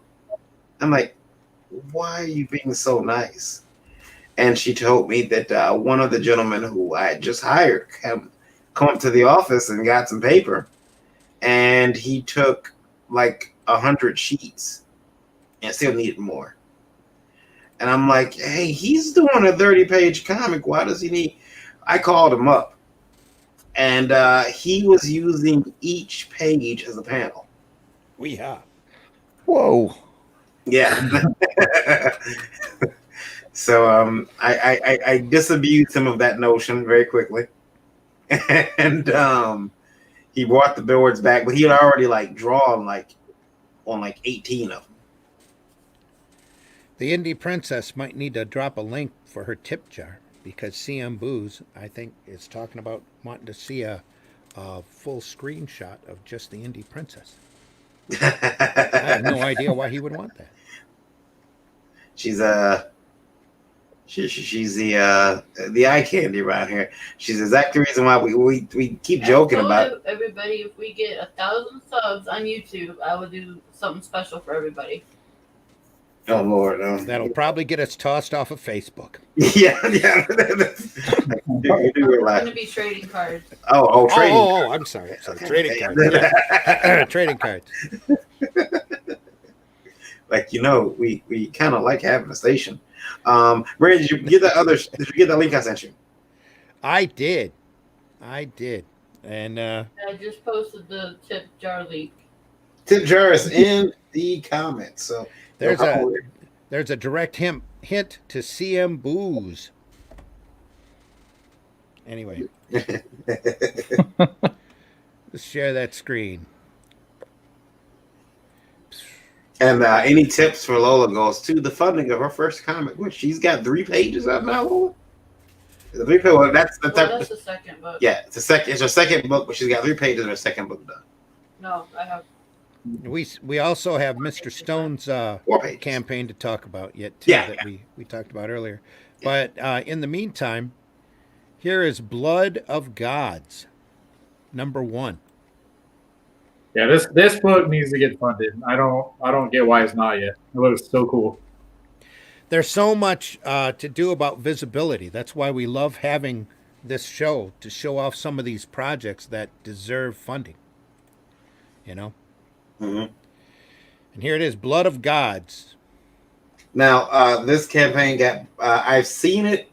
I've seen the link, and I've seen the campaign, and then it got brought to my attention that it's something we should look at. Now it's got 3 days left. Nightmare variant. It has 64 hours to go. So yes, Yeah, 64 hours to go. barely a little over 4 days. No, 2 days, 4 days, 3 days. Yeah, about 3 3 days days. to go. Cutting it very close. But the book looks good. I spoke with Eric Dominguez today, just for a little while. He's $500 out, guys. He can do this. I think this is very, it's very doable. He's just under $500 from hitting his $2,000 goal. 64 hours left to go. He's from Odessa, Texas. And I told him that I want to put the book back up so people would see it. And we're going to link it just as we will. Ryan's campaign. I guess for now, we're going to make sure those campaigns are getting some attention tonight. I definitely want them both to do very well. Looks like they both put a lot of care and concern in their books. And they both got badass looking characters on them. Like, this guy is standing on a dragon. You got Ryan's character who's, a badass warrior who, when I hear about a character going berserk, I'm like, sweet. It's like Wolverine. I'm in. Oh, look at that. That's really fun. That's Yeah, nice. his book looks super cool. I backed it earlier this week, and I'm really hoping it gets funded. Mm-hmm. Yeah, Sorry, Luke. For our radio audience, we are now just adding to the stream Mr. Michael Odin. How's it Elysian going, Fields. guys? Hey, man. Ugh, I figured I'd come hang out. I got nothing better to do. Pixel asked for a link? I don't know what type of link he's asking for. The Pixel asked for a link, Randy? Who is I don't know what type of link. Probably an invite link.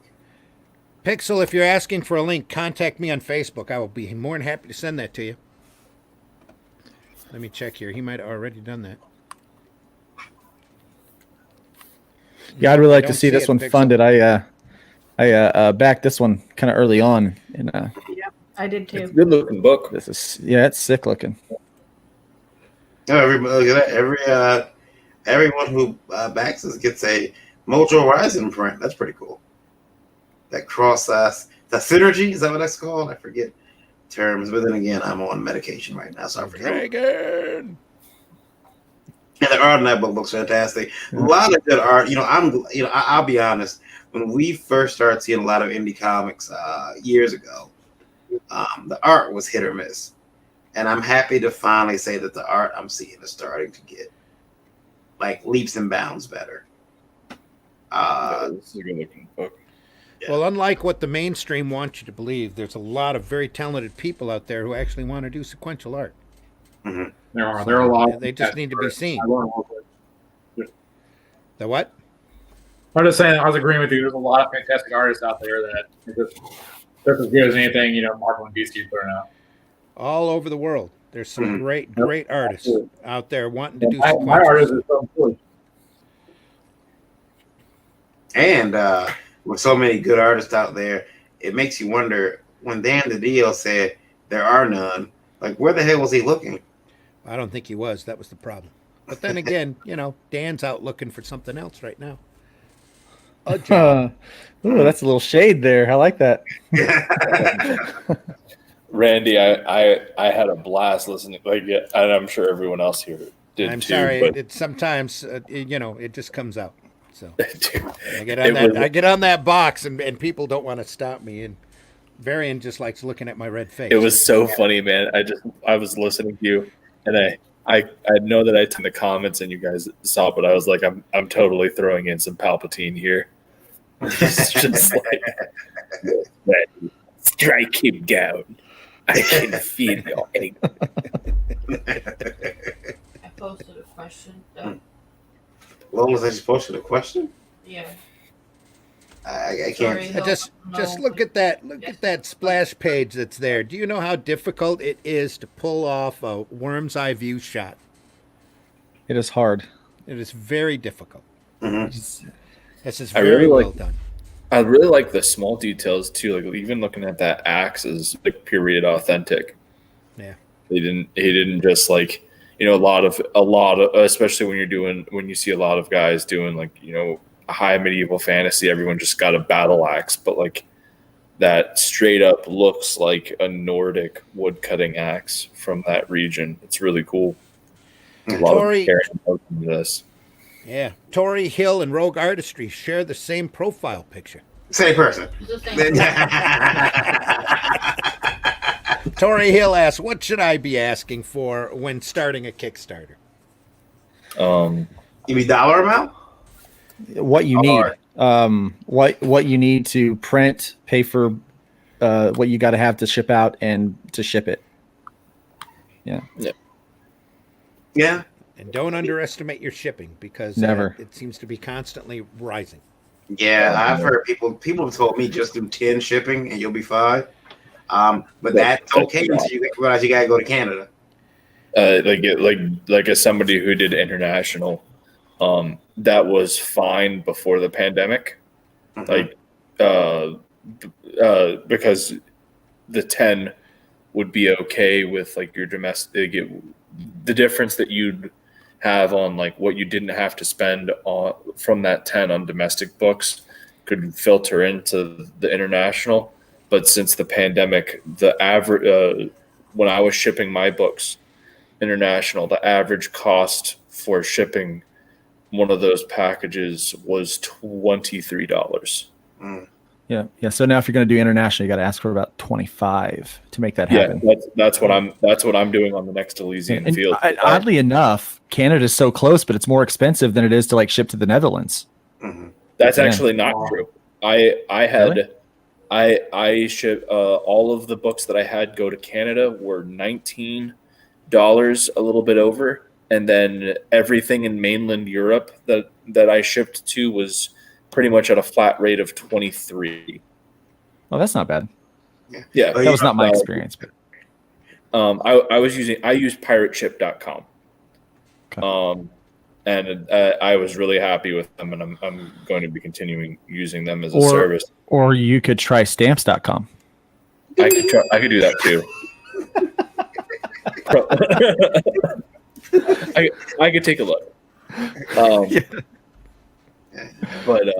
But yeah, no, that's what I got from them when I was doing my rates. It was 19 for Canada and 23 for mainland Europe, and then for Australia it was 26, and New Zealand was like 25. Yeah. So you gotta throw in something extra at that price. Yes. But just for the person who's buying it, you gotta give them something extra because $25 for shipping.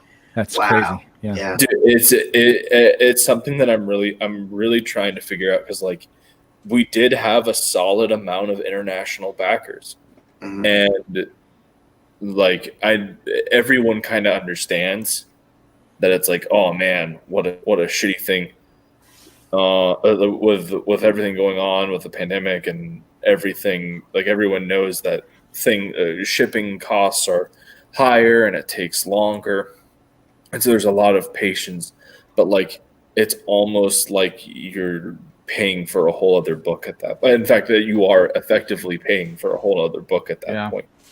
I I believe. just want to say something real quick. What do you want to say, Lola? Thank you for the donation, CM Booze. Whoa! Did you see who was donated? Wait a minute. Wait a minute.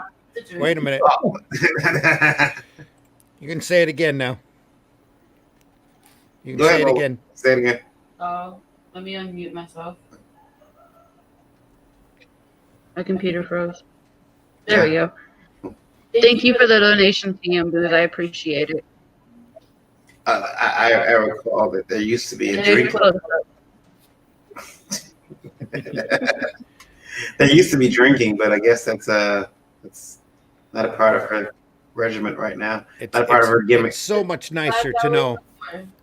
So much nicer to know that those tips are going to help her expenses on her crowdfunding campaign. Yeah, that's where they go. And she's been making some headway on that. I'm kind of jealous.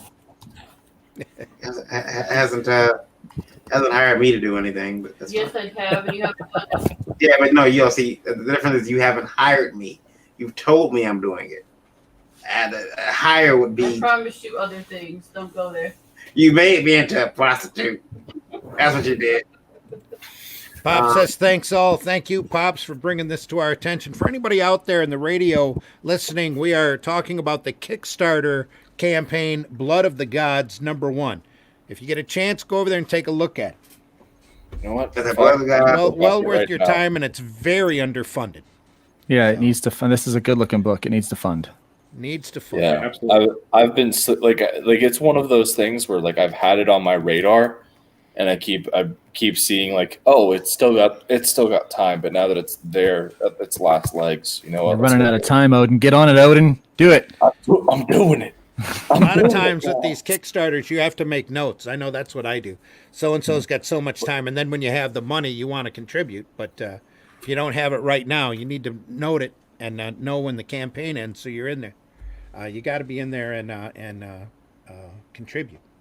So get in there. CM says you're welcome. Good luck. Pops says thanks again. CM Booze is laughing, and Eric Hodson for some reason says, "Dude." Pop Also- says Eric Dominguez. Yep. That must be the Eric. That's the creator. Yeah. one doing. Yep. Blood of the Blood of Gods. Blood of Gods #1. Also, while you're there, make sure you look at the Pits #1 by our special Thank guest you. tonight, Ryan Shimmick. Shimmy Comics. Shimmy, shimmy, Cocoa Puff. Sorry, I'm hot. I'm sure that's not the first time he's heard. I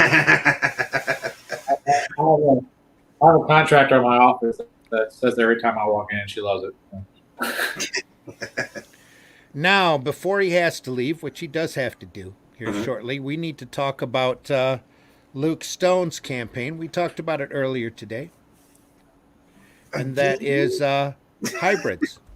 Yeah. Sons of Gods, Trash Day graphic novel. Luke, tell us about that. Yeah. So, how many international people do you got listening right now? Do you know? Right now we are at 1 second. Give me. Okay, yeah. Right now we're at 79,843. And we hope everybody has to deal with the same happy problems that Michael Odin has had to deal with, shipping out so many international books, because, quite frankly, that's the work of the what we call the Indie Volt bump. Yeah. See, I want to talk to those international backers. So yeah, unfortunately, I've not been able to bring the price of the shipping down for international backers. But what I am doing is I'm putting in special things for everyone who is an international backer that won't bump the cost of the shipping up so much. But it'll stay free. So it'll stay at the same shipping cost, but you're going to get extras that people in the States are not going to get, because I value the fact that you're coming over to support this thing. So this book, Hybrids, is something that I've been working on for a while. It's a little bit, how many people here in the room would like to have superpowers? Just give me an A or an A. Oh, we all know. Yeah, we all want superpowers, right? So the idea of like that we could possibly get superpowers was kind of the idea behind this book. That maybe, you know, what if there was a story back in Genesis in the Bible that says that there was these angels that came down and had babies with the daughters of man, right? And these creatures were called the Nephilim. Well, it turns out that all, like many major religions, has a similar story to this that happens, and those stories actually predate the stories of the Greek gods by about 1,500 years. Some really smart people think that those stories of the Greek gods, that those are actually just exaggerations of real life Nephilim. So I started thinking, wouldn't it be cool if we could be descendants of those Nephilim? And what if we had like this, people were walking around now with like this little bit of angelic DNA in them. And what if something happened and like it was a recessive trait that instead of red hair or blue eyes, we could have superpowers, basically. And so that's kind of where we come up with the idea for Hybrids. Basically out of nowhere, people start developing the powers of the Greek gods and beyond. But as soon as they develop these powers, they start to vanish. Not the powers, but the people. And so we follow a group of little heroes that are trying to find out who's taking them, why they're taking them, and where they're being kept. And so that's basically what Trash Day is. And so this book is really kind of near and dear to me, because it's the first digital work that I've done. It was the first script that I wrote. And so that started a few years ago. So as you pick up this book and flip through it, you're going to be able to see kind of the progression. And even as Randy's scrolling down on those, you can see that the further down was like the first issue, and the art just continues to grow. So I grew as an artist. I grew as a writer. I kind of grew in all of that aspect. So yeah, what you're seeing now, that's images from the first issue. I was still kind of new to comics a little bit, you know, and learning how the pacing and stuff went. And I was new to writing a comic. And so each each issue got a little bit better. You're seeing some art now from the second issue. And so it got a little, things got a little tighter with it. I started doing some different perspectives and things like that.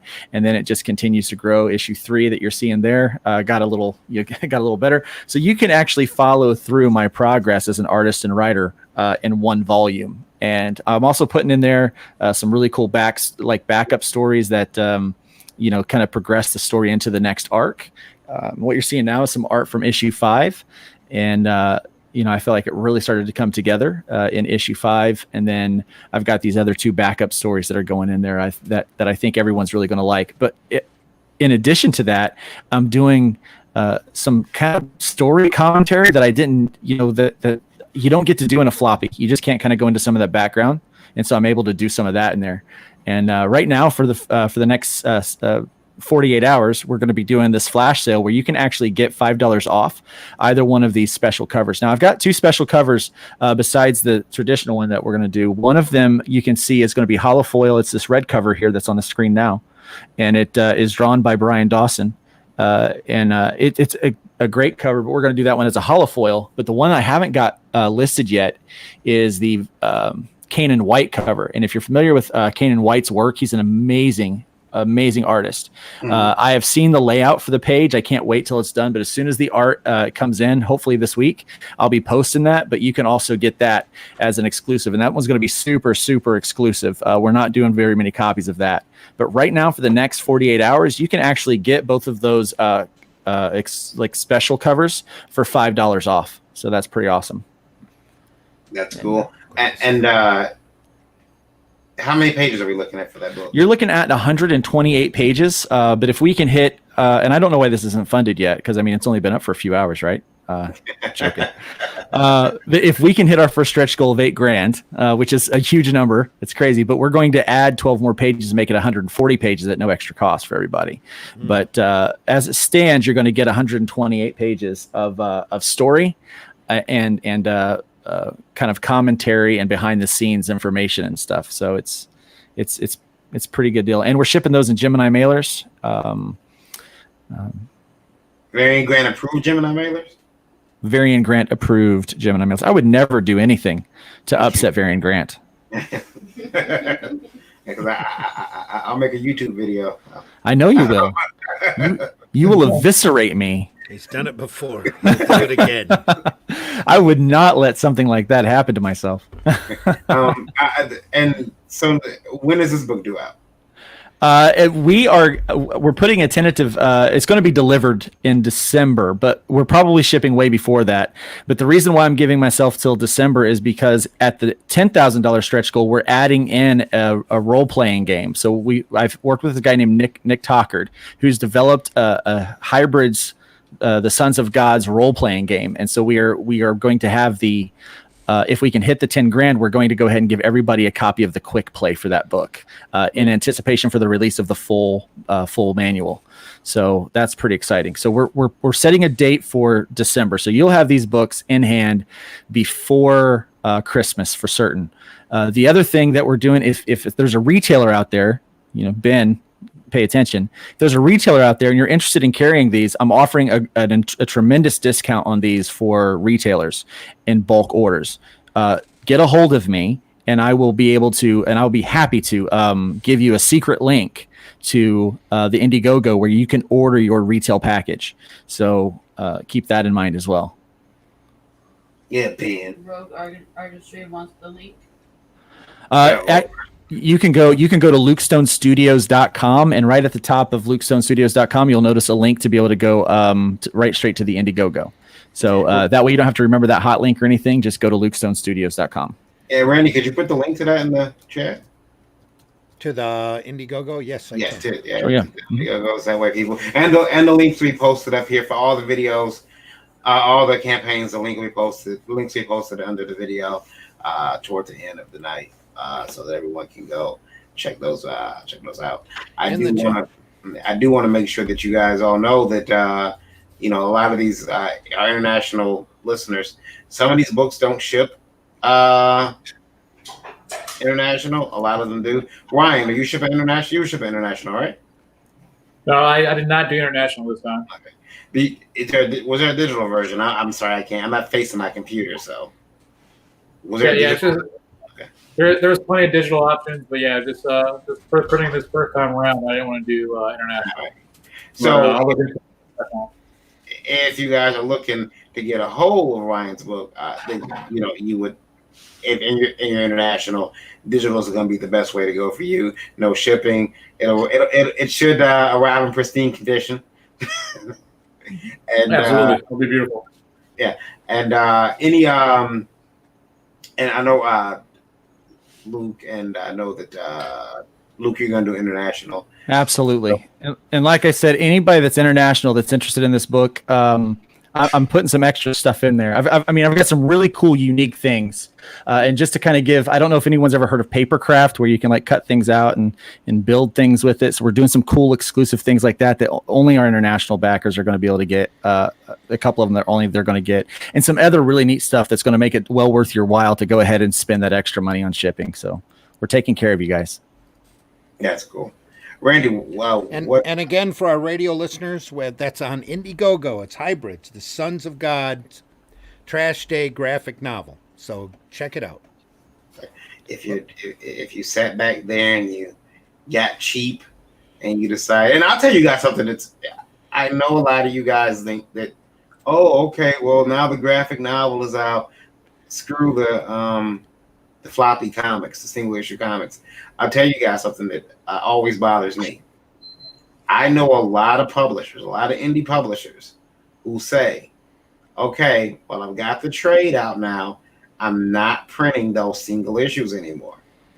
And they stop printing single issues, and then they move on to that next volume.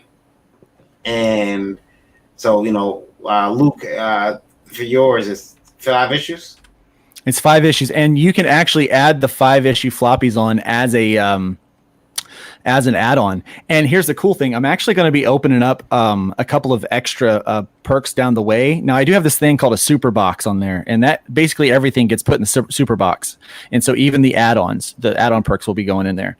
Not only are we keeping the floppies in production in case people want to do those, but I'm going to be re-releasing new alternative covers for some of those under Terraform Comics. So we're going to have a series of connected covers where all 5 of them make one picture, like a panoramic. And then I'm also going to do a series of homage covers to throw back to some of my favorite covers throughout the years for all 5 issues. And so those will be unlocked and opening up at some point. So keep an eye out on those. I've seen some publishers decide not to reprint the comics because now they're on issue 6, 7, 8, and those will be available in floppy until they collect that in a trade. Which I guess for certain people works. For me, it's I always get a little mad about that because then I know now that those single issue floppies are going to either be rare to find, and I need to stop reading them and put them up. My little long box. Randy, we're approaching our 2-hour mark, aren't we? We are. I was just going to tell you that. Okay. Should we let these fine people tell us where they can be found at? Well, first off, let's apologize to Michael Oden for not bringing him back into the chat or back it's here on the stream good. fast enough. I just happened to see that. My Wi-Fi just decided that it didn't want to work for a second, and I had Michael, to. Do you have anything to promote? Is Elysian Field still available? Actually. Do it fast. We got 5 minutes. We have the pre-launch page for Elysian Fields, the Pyramid Gambit. And so we are launching on the 22nd of September. Where can they find that? Indiegogo or Kickstarter? That would be on Indiegogo. Where would be the original campaign. Elysian Fields. Yeah, sorry. Have to go around to everybody else, Mike. So I hate to cut you short, but no, you're all good. All right, Meredith, anything to promote? How can people? Well, wait a minute, Michael. How can they get a hold of you? They can get a hold of me on Facebook under my name, Michael Oden, or you guys can get a hold of me under 9Rums Publishing on Facebook as well. On Twitter, you can follow me at ElysianFields_0. And yeah, come check us out. Great. Meredith, where can they find you? Well, you can find me at terraformcomics.com, and I'm going to push that because we've got two people who have their Indiegogos on demand in the store, terraformcomics.com. That's Luke Stone's link. It goes to Indiegogo, and also Rob Anderson's Cat Dad and Supermom is there through Terraform Comics. So you can get that on demand in Indiegogo through the store. The other thing that I wanted to promote really quickly is indievent.com. Go check it out. That is an event that is going to happen at the end of the month. It is where we're going to have a lot of shows that are promoting comic books. We love comic books, and it's going to have a selling aspect to it. So if you have any questions, go to indievent.com and reach out to me on Facebook. Rob, anything you want to say before we go? Rob, are you there? Yeah, I'm here. No, follow me at MrAnderson.com. Join the Sinners Club and back wherever he went. I guess he's gone now. Luke Stone's high. Yeah, Luke had to step out. So, and again, Luke Stone's campaign is on Indiegogo. It's the hybrids, and also our special guest tonight, Ryan Shimmick, has the Pits over on Kickstarter. So, Ryan, anything else you want to promote? And how can they find you? Yeah, I'm on Comic Shimmy on Twitter, and then also under my name, Ryan Shimmick, on Facebook. Feel free to message me, hit me up if you have any questions. Always happy to talk about the comic with anybody.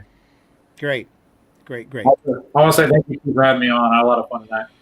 It was a pleasure, believe me, and it's a great campaign. I guess that leaves that. You're very welcome. Thanks again for coming on. I guess that leaves me. You can find me, Randy Zimmerman, on Facebook. I'm on the Twitter under Randy Zim. I don't twit very often, but I am up there. I have the Zim Geek channel on YouTube where I am putting up new content. And I'm also here on Indie Vault, where you'll find me again on Thursday morning for the Breakfast Buzz at 9 a.m. Eastern Standard Time. Varian? Yep, KYD_V on Twitter, Varian Grant on social media, lastcallcomics.com, and of course, indievolt.com. You can find all those social media links there. Holla at us. We're here to help. Indievolt.com is available on Streama, and you can even ask Alexa to hook you up with Indievolt.com and Indievolt Radio. IndieVoltRadio.com, and she will be happy to do it. Also, the Indievolt channel on Roku. Tell us about that. IndieVolt TV on Roku is free. It's free on over the top, or what they call OTT streaming service, just like Netflix, but it's free. Indie movies, some wrestling, some exclusive stuff that we do that we don't have on YouTube, and some original documentaries and some other stuff coming very soon to the network.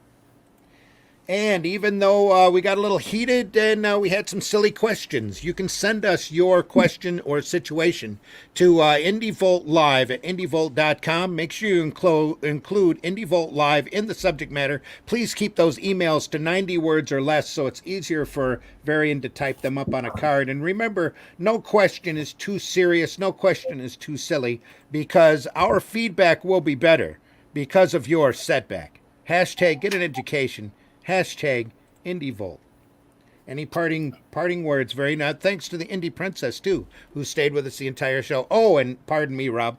Rob has the Indie Devils mail room popping up, indiedevil@gmail.com, where he covers topics on Saturday night at 9 p.m. And tell us how the signs have hurt you. We want to know how the signs have hurt you and where they've hurt you. The Indie Princess is also up on Geekgasm. That'll be on tomorrow night on Indie Vault at 9 p.m. That's right. So do you have guests for that, Lois? Yeah, I do, and I'm working on some more. Awesome. She's got Christy Shindemerl. I do. Christy Shindemerl on Geekgasm. Should be fun. Great stuff. I just sent her a picture of her character today. It was Demon Bitch. Absolutely rough, raw, just phenomenal independent comics. Lots of fun. All right, I think that's it. Varian, any parting words? No, that's it. We want to thank everybody for listening. Any parting numbers? Right now, we got up to 70. Well, we're actually past. Well, we got to 79,000, but then we jumped up to 81,293. So that is a new record, by the way. 81,293. 81,293. Isn't that a new record? Yep. They all need to come over and subscribe. Chile. Yes. In the hills. Finally. Anybody out there listening, if you can, get over to the YouTube channel Indie Volt and subscribe to the Indie Volt channel. We can use all the subscribers that we can get our hands on. Make sure you ring that bell for notifications because we come on the air or we make videos all week long. So, and you never know when we're going to be on. Everybody in the chat room, thank you so much for coming in and being a part of the show. We deeply appreciate everybody that listens. Is that it? That's it. All right, everybody, we're cutting out here. We want you to stay safe and be kind to each other. Stay healthy. He said, stalling, looking for the ending here. We need to get rid of some of these cards, I think. Oh, where are you? I know you're here. I know you're here. It's hiding from you. There it is. It was hiding. Okay. All right, everybody, take care. Be healthy and be good. Talk to you soon.